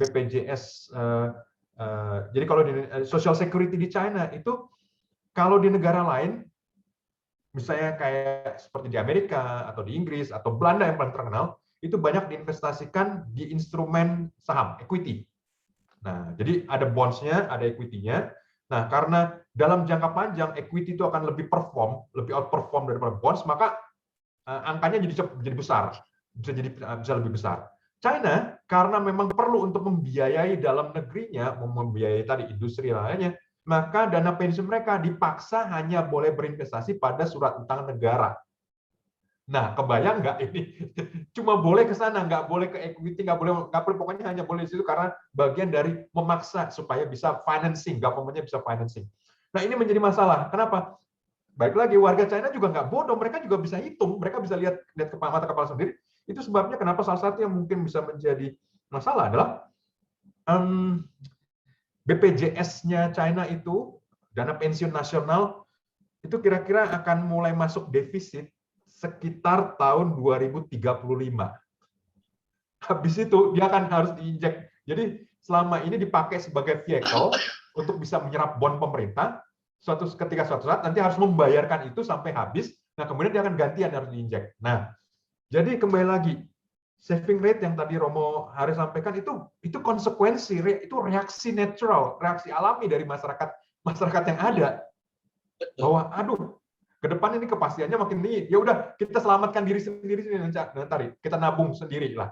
Sama seperti negara-negara kan kita nggak mau ditolong IMF, ya udah kita bikin cadangan devisa kita gedein supaya kita nggak perlu minta ke IMF. Kenapa? Minta ke IMF itu udah bunuh diri lah secara politik kan, jadinya bikin seperti itu. China melakukan itu, tetapi insting yang jutaan orang ini itu jadi bertabrakan dengan grand plan untuk bisa menciptakan continuity, keberlanjutan dari ekonomi. Nah ini yang menjadi jadi kalau teman-teman tadi saya ceritakan ya agak bocoran ya dana securities social security itu bisa mulai masuk defisit sekitar tahun 2035 ini sesuatu yang mereka juga ini mesti gimana ya jadinya gitu.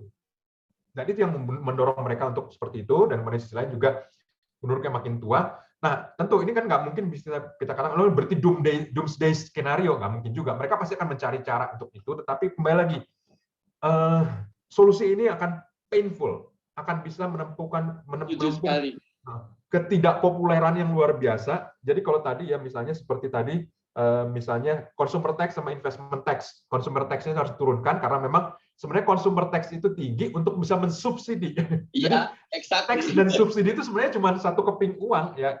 Satu keping uang ya, tax itu adalah subsidi buat yang lain gitu. Jadi tadi antara consumer dan investment itu sebenarnya adalah konsekuensi. Jadi kalau misalnya mau konsumennya bisa lebih tinggi, maka maka industrinya harus di-tax lebih besar.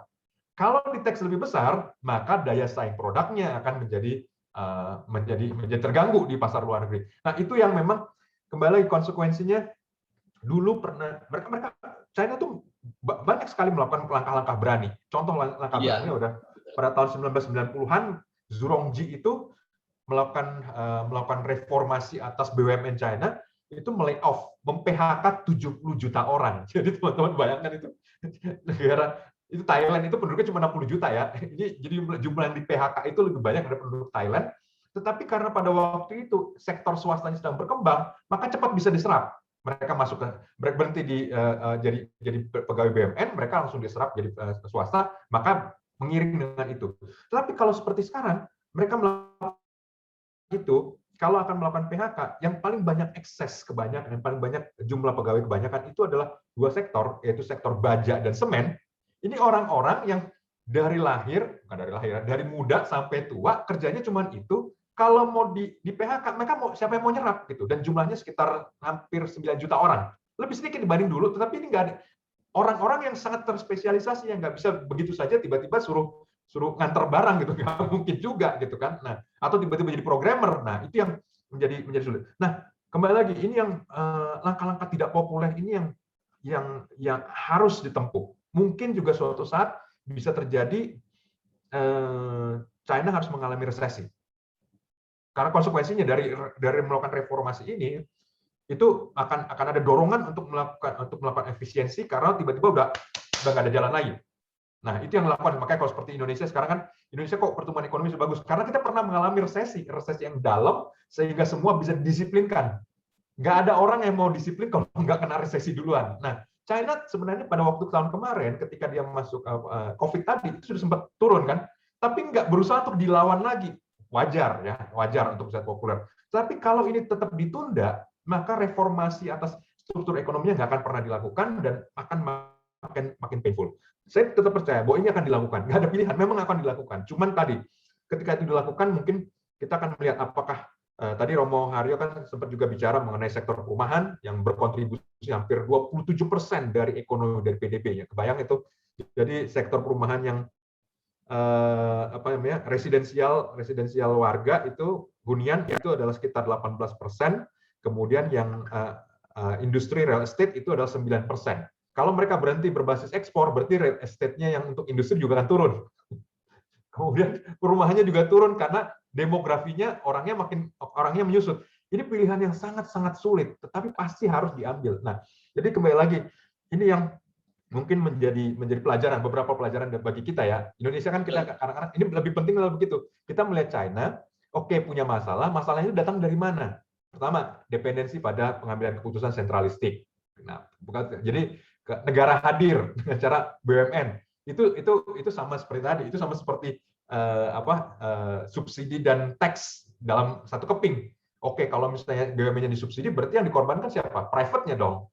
Sebenarnya sama aja kan. Jadi itu yang perlu kita hindarkan. Kemudian di sisi lain juga wacana mengenai swasembada, kita bisa lihat itu justru yang China akan ketawain kita gitu. Memang kita harus lebih buka, lebih besar ketika kita udah bagus sisi konsumsinya, tetapi ekspor kita yang kurang sehingga kita sulit untuk mengalami reindustrialisasi, dan itu yang sebenarnya bisa menyerap tenaga kerja lebih banyak.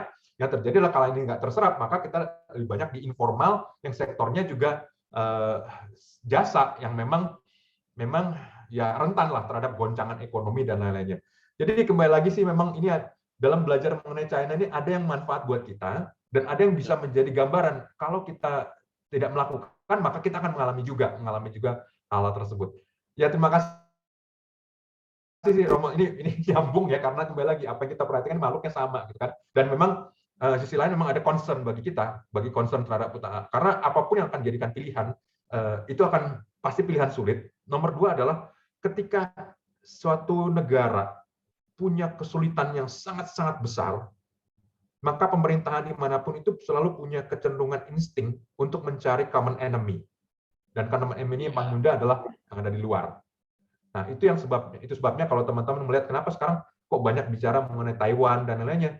Karena isu itulah yang bisa mempersatukan. Anda nggak setuju sama Xi Jinping, nggak apa-apa. Anda setuju sama Xi Jinping, nggak apa-apa. Mungkin Anda bisa berdebat, tetapi kalau ini sudah menyangkut keamanan bersama, maka semua orang dipaksa harus setuju. Nah, jadi ini yang mungkin menjadi kekhawatiran, dan kalau ini terjadi tentu goncangannya bukan cuma ada di China atau di region, tapi juga masuk ke dalam ekonomi global. Sedikit itu aja sih yang nambahin Romo Haryo ini. Was Warrior, duta besar yang sebaiknya bukan konsumsi luar negeri, itu untuk konsumsi dalam negeri supaya semua benci Amerika. Oke, saya kembali ke Haikal. Silakan Haikal. Oke, terima kasih banyak Romo Haryo tadi untuk pemaparan juga, dan terima kasih banyak Bang Poltak untuk tanggapannya. Masuk ke pertanyaan selanjutnya, ini dari Mas Abdul Rahim. Menurut Bang Poltak, sektor mana yang bisa dikembangkan di Cina untuk tetap menumbuhkan ekonominya kembali selain high-tech industry? Dan sektor apa yang bisa kita manfaatkan di Indonesia untuk mendapatkan spillover effect dari China? Diperhatikan Bang Poltak. Mungkin kalau sorry Bang, kalau misalnya Bang Poltak perhatian mungkin bisa dikaitkan dengan tadi Belt and Road Initiative ya, yang untuk Indonesia ya. Ya, oke. Ini pertanyaan Abraham ini menarik ya, karena betul, China juga punya berapa capital, berapa modal yang cukup kuat di teknologi tinggi. Tetapi memang sangat disayangkan ini lebih banyak didorong oleh negara.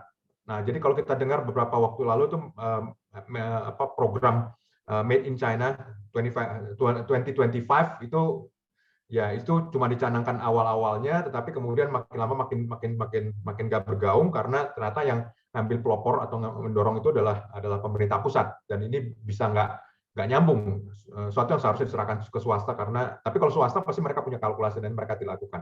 Nah, jadi kalau misalnya menumbuhkan ekonominya, saya rasa China itu juga punya ruang buat bertumbuh, misalnya di sektor jasa. Sektor jasanya seperti apa? Mereka bisa memang nggak gampang ya, tetapi untuk bisa menciptakan Hollywood misalnya, Hollywood itu adalah sektor eksportir jasa yang luar biasa besar, tapi Bollywood juga bisa. China juga sebenarnya punya banyak sekali yang mereka bisa buat untuk seperti itu. Tetapi kembali lagi, industri kreatif mereka kebanyakan saat ini masih inward looking, masih ke dalam negeri gitu. Nah, ini yang sebenarnya mereka perlu lebih outward looking, dan mereka perlu kembangkan.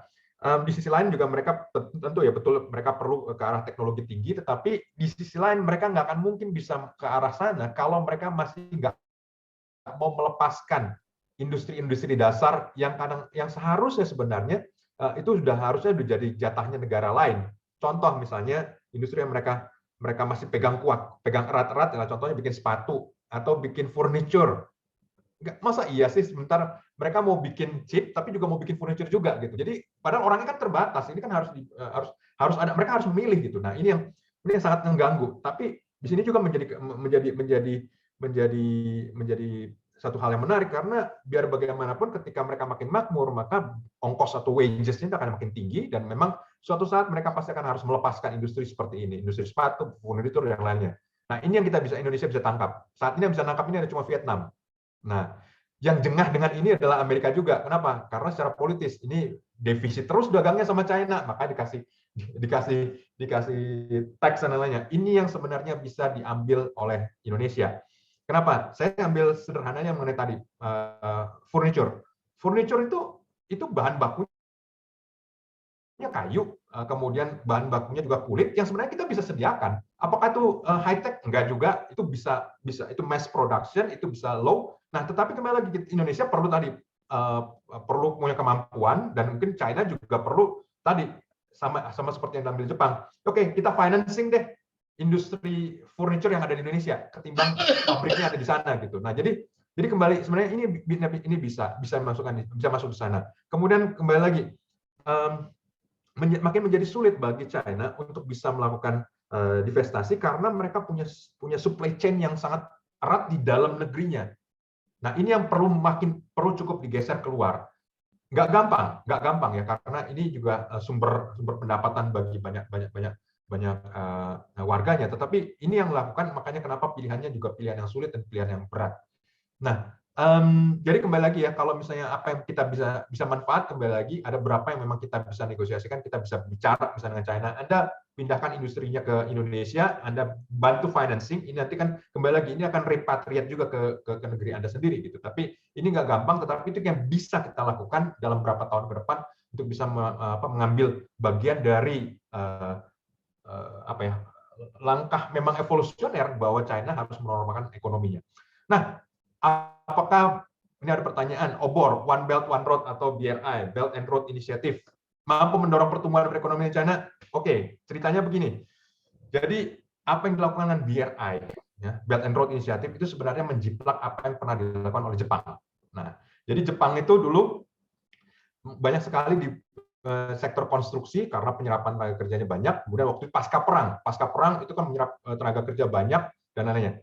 Kemudian mereka dapat bantuan dari Amerika untuk memperbaiki negaranya pasca perang, kemudian membangun reindustrialisasi dan lainnya. Nah, ketika sudah reindustrialisasi, mereka juga melihat, waduh, ini orang-orang yang bisa melakukan industri, alat berat dan lainnya, ini jalan udah pada aspal semua, jembatan udah pada dibikin, pembangkit listrik udah dibikin. Ini gimana caranya supaya sektor konstruksi ini bisa berjalan? Ya udah, akhirnya apa yang dilakukan Jepang? Jepang memberikan bantuan pinjaman ke negara-negara lain untuk melakukan pembangunan infrastruktur dan lainnya dengan menggunakan siapa? Kontraktor Jepang, Sojitz dan lain-lainnya. Jadi sebenarnya mereka melakukan ini supaya bisa ya Mitsui dan lain-lainnya itu bisa tetap punya proyek, dan kemudian ini yang membangun infrastruktur di berbagai tempat, terutama di Asia Tenggara. Dan itu sebabnya kenapa Jepang menjadi sangat dekat dengan Asia Tenggara sejak tahun 1970-an, karena bagian dari strategi besar Jepang untuk bisa meneruskan. Nah, ini yang kemudian sekarang berusaha untuk dikerjakan oleh China dengan BRI, Belt and Road Initiative. Nah, apakah bisa mendorong pertumbuhan ekonominya? Bisa, tapi kembali lagi pertanyaannya, sektor konstruksi berapa persen dari ekonomi China yang sebesar itu? Kecil sekali. Nah, dorongannya, apakah orientasinya memang berdasarkan untuk menjadi ekspor? Rela nggak China untuk melepaskan itu? Jangan cuma bikin jalannya doang, tapi habis itu nggak bikin jalannya, kemudian kasih bantuan, kasih pinjamannya, nanti dapat, tapi habis itu N-nya kemana? Nah, makanya seperti Paul Krugman tanya, ini produktivitasnya datang apa enggak, muncul apa enggak? Nah, ini menjadi pertanyaan paling besar. Itu sebabnya kenapa beberapa pertanyaan mengenai OBOR atau mengenai Belt and Road Initiative ini menjadi pertanyaan yang sangat valid ya. Kalau misalnya China mau bangun rel kereta api sampai ke Eropa, ya, kemudian melakukan ekspor lewat jalur kereta api sampai ke Eropa, sebenarnya itu produktif apa enggak? Padahal kita tahu bahwa angkutan laut itu sekitar 300 kali lebih efektif secara cost dibandingkan angkutan darat manapun. Jadi kan aneh. Jadi aneh di sini ya. Yang mau dikerjakan itu sebenarnya nggak ada terkait dengan produktivitas. Cuma seperti supaya ada aja gitu. Nah, ini yang menjadi sangat serius mengenai BRI. Tetapi di sisi lain juga ada masalah gap budaya, gap culture. Jadi waktu saya ke China, kita naik jalan tol kan. Bapak Ibu, ini jalan tol pertama di China. Oke, berapa lama selesainya? 9 bulan. Wah, hebat. Bikin jalan tol selesai 9 bulan kan. Nah, jadi nggak apa-apa, kita jalan tol yang ini berapa bulan. Jadi terus. Dan mereka menyampaikan bahwa mereka pernah dalam 1 tahun membangun jalan tol sepanjang 10.000 kilometer. Teman-teman bisa bayangkan kan? Satu jalan tol 10.000 kilometer selesai dalam waktu 1 tahun. Ketika kita bandingkan dengan Indonesia, kok kayaknya jalan tol kita nggak selesai-selesai ya.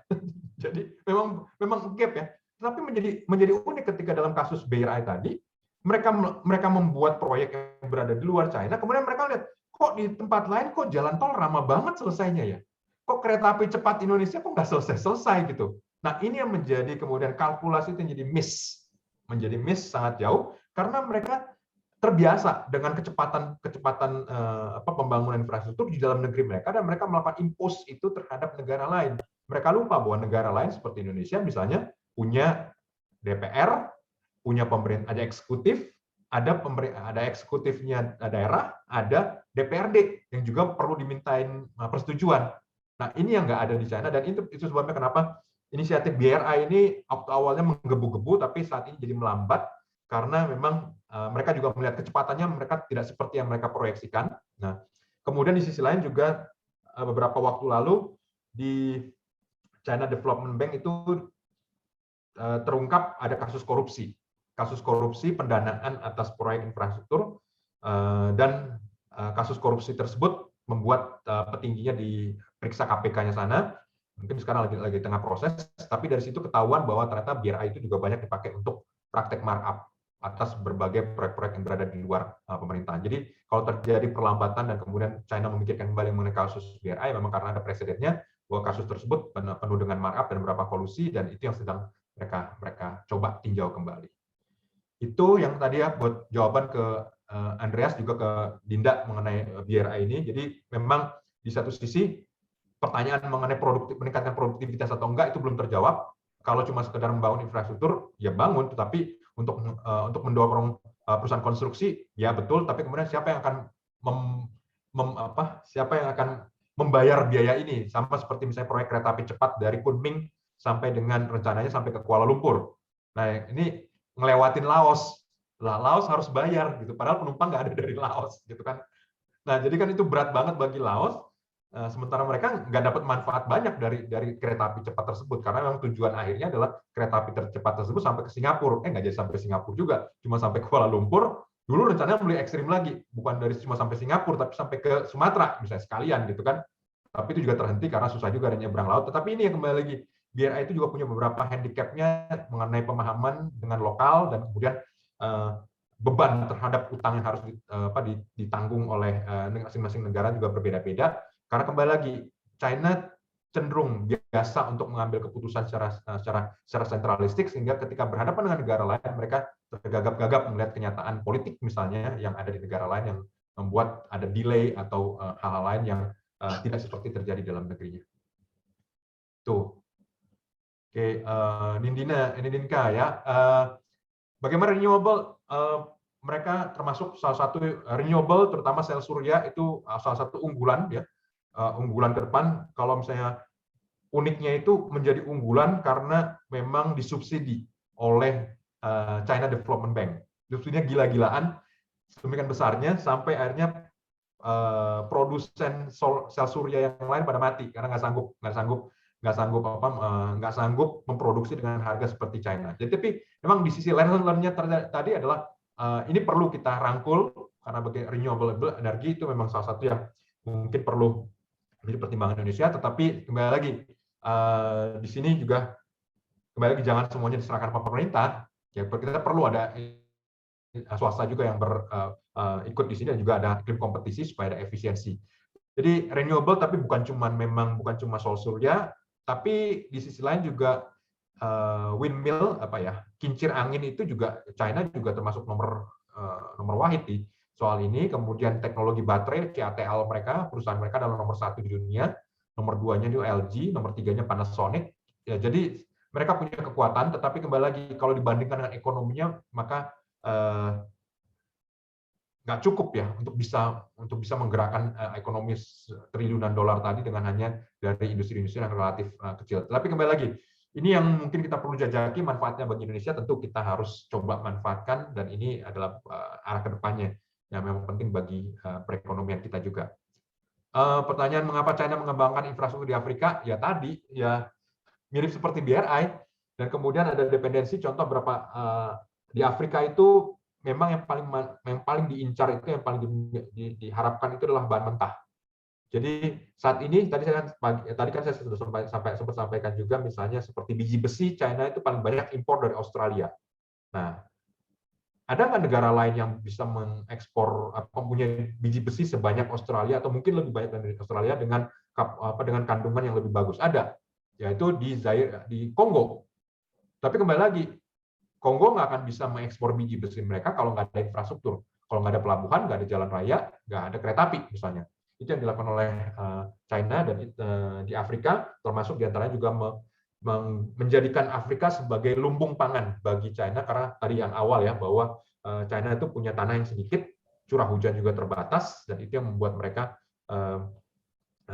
perlu mengamankan pasokan pangan mereka untuk menghidupi masyarakat yang 1,4 miliar tadi. Jadi itu jawaban mengenai infrastruktur di Afrika. Itu ada terkait dengan strategi besar mereka untuk mengamankan pasokan mereka, pasokan atas bahan mentah mereka. Karena memang di sisi lain juga demografi China itu juga unik ya. Di halaman depan mereka itu ada negara-negara yang sebenarnya nggak begitu senang dengan mereka. Jadi kalau kita lihat ya, di depan China itu jadi kan udah geografinya China, di utaranya itu padang es ya, kemudian baratnya itu modanya juga sulit. Nah, kemudian kalau timurnya itu kan lautnya kan semuanya seperti dikelilingin, ada Jepang, ada Korea, ada Taiwan, ada Filipina, ada Malaysia, Vietnam, dan seterusnya. Nah, ini yang bagi China itu menjadi salah satu faktor risiko, di mana angkutan laut mereka itu sangat tergantung pada pengamanan yang dilakukan oleh negara-negara lain, dan itu melewati wilayah negara lain. Itu sebabnya kenapa menjadi kontraproduktif juga ketika China juga menekankan mengenai non-dash land, karena ini kan sama dengan ngajak ribut sih sebenarnya dengan negara-negara tetangganya, tetapi ini memang pertanyaan ini kembali lagi konsumsi dalam negeri atau konsumsi luar negeri. Jadi kembali lagi ini bagian dari geografisnya China yang memaksa mereka juga harus mengamankan jalur laut mereka yang sangat vital terhadap ekonomi mereka. Oke, ini ada Roy. Bagaimana pendapat Bang Kotak mengenai ilmu sosial mandek? Ini dia. Jadi China itu sejak dari awal Deng Xiaoping itu memang orientasinya buat meningkatkan pertumbuhan ekonomi. Banyak sekali dorongan untuk beasiswa, kemudian untuk belajar itu lebih banyak ke teknik, karena memang waktu itu yang menjadi dorongan utama adalah bagaimana China bisa masuk ke dalam industrialisasi, menjadi eksportir, bisa mengembangkan dan lainnya. Itu dibutuhkan banyak sekali insinyur. Tapi karena semakin banyaknya, maka dengan populasi yang sebanyak itu, sebenarnya mereka juga perlu mengembangkan pada ilmu sosial. Tapi ilmu sosial mereka agak terlambat, dan kemudian bisa kelihatan jelas itu dari misalnya salah satu bentuk ilmu sosial paling banyak kan hubungan internasional misalnya. Agak degradasi sih kalau kita lihat misalnya diplomat China itu seperti lone wolf, itu kayak kok nggak diplomatis banget gitu. Nah tapi itu konsekuensi dari memang kurang berkembangnya ilmu sosial di China, karena memang nggak balance. Nah, efeknya terhadap ekonomi ya tentu dalam jangka panjang memang akan buruk gitu, karena pemahaman atas ilmu sosial ini itu yang mendorong sektor konsumsi dan sektor jasa bisa berkembang lebih cepat. Kita tahu bahwa misalnya Amerika jumlah insinyurnya udah sedikit banget. Kok banyaknya orang mana? Orangnya belajar mengenai animasi, belajar mengenai pemasaran, belajar mengenai art, seni, dan lain-lainnya. Ya karena itu yang menjadi bagian dari ekonomi mereka terkait dengan sektor jasa gitu. Nah, itu yang perlu dilakukan, dan saya rasa China juga melihat ke arah sana, tetapi menggeser orientasi masyarakat ke arah ilmu sosial itu nggak gampang, apalagi di sebuah negara yang memang punya struktur demografis yang terbatas ketika jumlah anaknya cuma satu, sehingga orang cenderung akan agak biner gitu dalam melihat peluang, sehingga either this or that, gitu. Menggeser ini agak susah. Tapi kira-kira itu sih Roy, saya cukup percaya juga mereka akan bisa menemukan caranya mereka untuk itu. Nggak gampang, tetapi mereka they're smart people, they open juga di level individu ya. Saya banyak sekali teman-teman dari mainland China itu kalau bicara soal formal ekonomi ya agak seperti pemerintahnya, tetapi kalau bicara soal hal lain yang sehari-hari ya sama juga seperti kita juga. Dan itu yang buat saya percaya bahwa mereka juga punya aspirasi yang nggak selalu sama dengan pemerintahnya, dan mungkin dari aspirasi tersebut bisa ada terobosan ke depannya atas bagaimana China bisa menghadapi tantangan berikutnya atas ekonomi mereka, di mana mereka harus menggeser ke arah konsumsi dan mereka harus meninggalkan ekspor, dan mereka harus lebih konsentrasi lebih banyak ke sektor jasa yang memang memerlukan keterbukaan. Ini yang paling berat ini, memerlukan keterbukaan, perlu relax terhadap perbedaan pendapat, dan kemudian ada terhadap ide-ide yang sifatnya kreatif dan mungkin nakal. Nah, ini yang mungkin Partai Komunis Cina sebagai pemerintah yang mungkin belum bisa cukup toleran untuk hal itu. Tapi ya mudah-mudahan suatu saat mereka akan menemukan jalannya untuk bisa mengembangkan itu, karena biar bagaimanapun seni itu cenderung individualistik, dan kita harus menerima seorang seniman yang bisa aja hebat banget, tapi ya mungkin pendapat pribadinya bisa nyeleneh gitu. Tapi ya fine, ya nggak apa-apa. Itu yang saat ini belum bisa dicapai oleh China. Saya ingat juga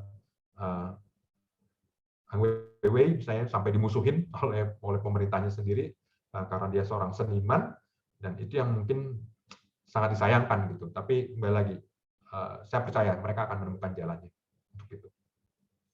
Itu sih kira-kira yang bisa saya sampaikan jawaban buat Roy. Nah, itu ada Mas Aryo juga mengenai BRI, Belt and Road Initiative. Oke, thank you Bang Poltak, dan thank you tadi untuk teman-teman yang sudah menyampaikan pertanyaan. Kalau dari saya waktu pernah nonton film short documentary ya Bang Poltak, ya juga saya sedikit baca artikel tentang digital renminbi gitu ya, mata uang digital Cina yang di-back sama pemerintah, dan itu ya simpang siurnya karena saya bukan orang finance, tapi berapa kali dengar dianggap berpotensi menyaingi dolar. Nah itu is it possible mata uang yang dikontrol oleh pemerintah yang otoriter gitu ya mampu menyaingi mata uang yang sangat kuat yang dari negara yang demokratis, yang relatif demokratis sudah pasti. Dan juga untuk digital renminbi ini apakah memang menjadi teknologi yang sustainable gitu ya, yang bisa direplikasi misalnya oleh Indonesia atau oleh negara-negara, atau hanya bisa dibuat oleh negara yang sentralistik seperti China. Mungkin ya, itu dari saya di persilakan. Oke, Terima kasih. Teman-teman bayangkan ya, di seluruh China, seluruh China orang tuh bisa setahun atau berhari-hari, berbulan-bulan kemana-mana nggak bawa dompet, asal jangan kehilangan handphone. Karena pembayaran digital itu pakai handphone itu sangat marak, jadi ID pun ada di handphone, ada super apps, sampai akhirnya nilai transaksi menggunakan mobile itu nilainya 59 triliun dolar ekuivalennya, 59 dolar dalam 1 tahun. Jadi Haikal bayangkan itu kalau ada sistem payment terbesar di dunia itu ada di China juga, 59 triliun dalam waktu 1 tahun, dan semuanya digital, modelnya pakai handphone. Repotnya apa? Ini dikuasai paling besar oleh 2 pemain saja, yaitu pertama adalah Alipay, nomor 2 adalah Tencent, dalam ini ada WeChat Pay. 94% dikuasai oleh 2 pemain. Nah, sekarang kalau kita jadi bank sentralnya, gimana nggak gentar gitu loh. Ini kalau ada apa-apa dengan datanya, kalau ada apa-apa dengan disrupsinya, dengan apakah itu dengan Alipay atau dengan WeChat Pay, maka sistem pembayaran bisa kolaps. Itu sebabnya kenapa Bank Sentral Cina membuat digital renminbi itu sebagai backup. Kalau ada apa-apa dengan salah satu atau kedua dari sistem pembayaran digital tadi. Jadi itu desain awalnya, bahwa kemudian ada ide, oh nanti bisa buat pembayaran ke luar negeri dan lainnya, rasanya belum sampai ke sana. Kenapa? Karena kembali lagi, keuangan renminbi yang normal saja, yang biasa saja, yang sistem deposit saja, sebenarnya kan dulu diproyeksikan untuk usaha internasionalisasi. Tapi kembali lagi di pertanyaan orang, oke, internasionalisasi renminbi, saya pakai buat apa? Untuk membayar impor saya dari China. Kok rasanya cuma sedikit itu, jadi belum cukup luas. Nah, dulu internasionalisasi itu banyak digadang untuk bisa digunakan, tetapi kembali lagi ketika policy, ketika kebijaksanaan China mengenai ekonomi masih terbatas pada competitiveness di bidang ekspor barang, maka selama itu juga renminbi nggak akan bisa kemana-mana. Kenapa? Karena tadi ketika renminbi menguat, maka harga barang yang diproduksi Cina akan menjadi kemahalan, nggak kompetitif. Itu yang sampai sekarang belum berani ditempuh oleh pemerintah China maupun bank sentralnya. Jadi kembali lagi, kalau tadi pertanyaannya internasionalisasi renminbi kemana? Udah nggak kemana-mana sekarang, karena 90% dari transaksi renminbi itu ternyata saat ini terpusat di Hong Kong. Jadi dulu masih ada London, masih ada Singapura, sekarang 90% masih terpusat di Hong Kong, dan Hong Kong pun makin lama makin dekat ke China gitu. Jadi makin terisolasi.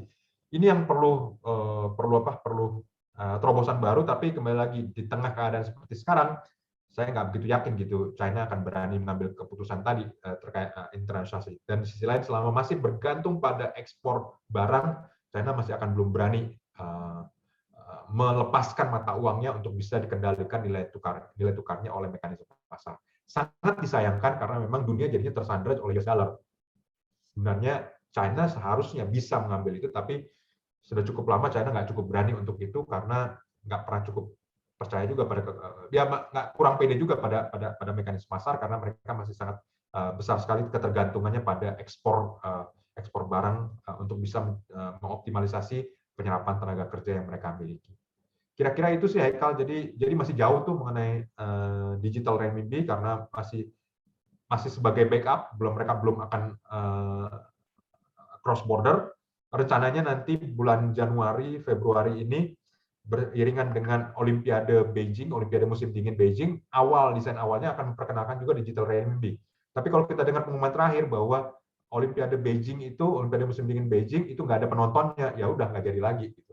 Jadi lagi belum ada arah menuju ke arah internasionalisasi atas digital renminbi. Itu kira-kira sih Haikal.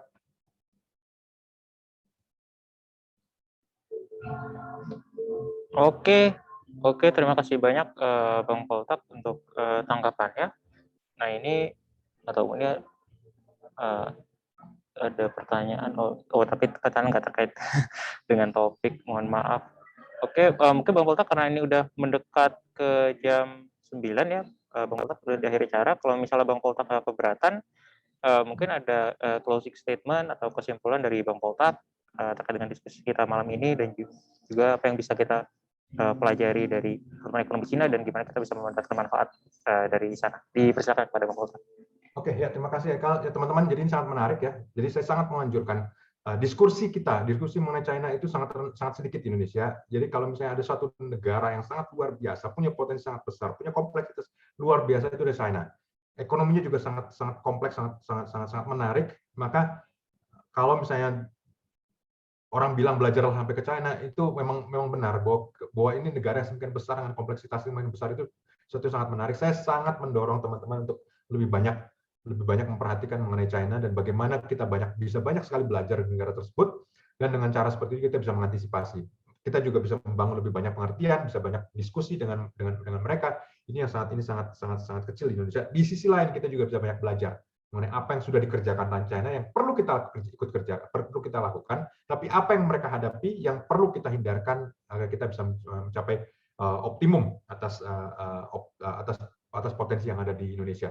Dari Suara Kebebasan saya rasa juga kita bisa melihat bagaimana ekonomi yang sifatnya sentralistik itu ternyata mematikan inisiatif di level individu, dan ketika negara mengurusi segala macam, termasuk di antara berapa jumlah anak, itu ternyata membawa penyakit berikutnya yang nggak bisa diselesaikan juga oleh negara. Dan itu salah satu yang perlu kita syukuri, bahwa di iklim yang kita independen berpikir dan bertindak dan lain-lainnya, inisiatif, kita mendorong inisiatif di level individu, perlindungan terhadap individu dan inisiatifnya, itu adalah sesuatu yang perlu kita tetap pelihara, dan itu yang bisa mendorong kemakmuran bersama, apakah lewat ide, apakah lewat karya, apakah itu lewat buah pikiran yang ada dan bisa dinikmati oleh masyarakat.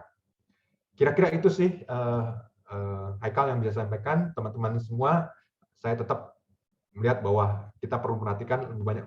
China itu saya sangat suggest, saya sangat sarankan untuk pelajari, karena sangat kaya dan sangat penting bagi peradaban dan juga hubungan kita secara internasional. Itu saja sih mungkin yang bisa saya sampaikan, Haikal. Oke, terima kasih banyak Bang Poltak untuk pemaparan materinya, dan juga Mas Haryo tadi untuk pemaparannya. Terima kasih banyak, dan khususnya juga kepada teman-teman semua, terima kasih banyak sudah bersedia hadir di diskusi kita malam ini. Sebelum kita tutup, kita biasanya ada sesi foto bareng. Terus ada teman-teman yang nggak keberatan nyalain kamera, boleh nyalain kamera. Setelah lagi ada 1 dan 2 halangan yang nggak bisa nyalain kamera, tinggal apa juga. Oke, sebentar, 1, 2. Oke, ini udah masuk. Oke, 1, 2, 3. Sekali lagi ya. Sekali lagi, 1, 2,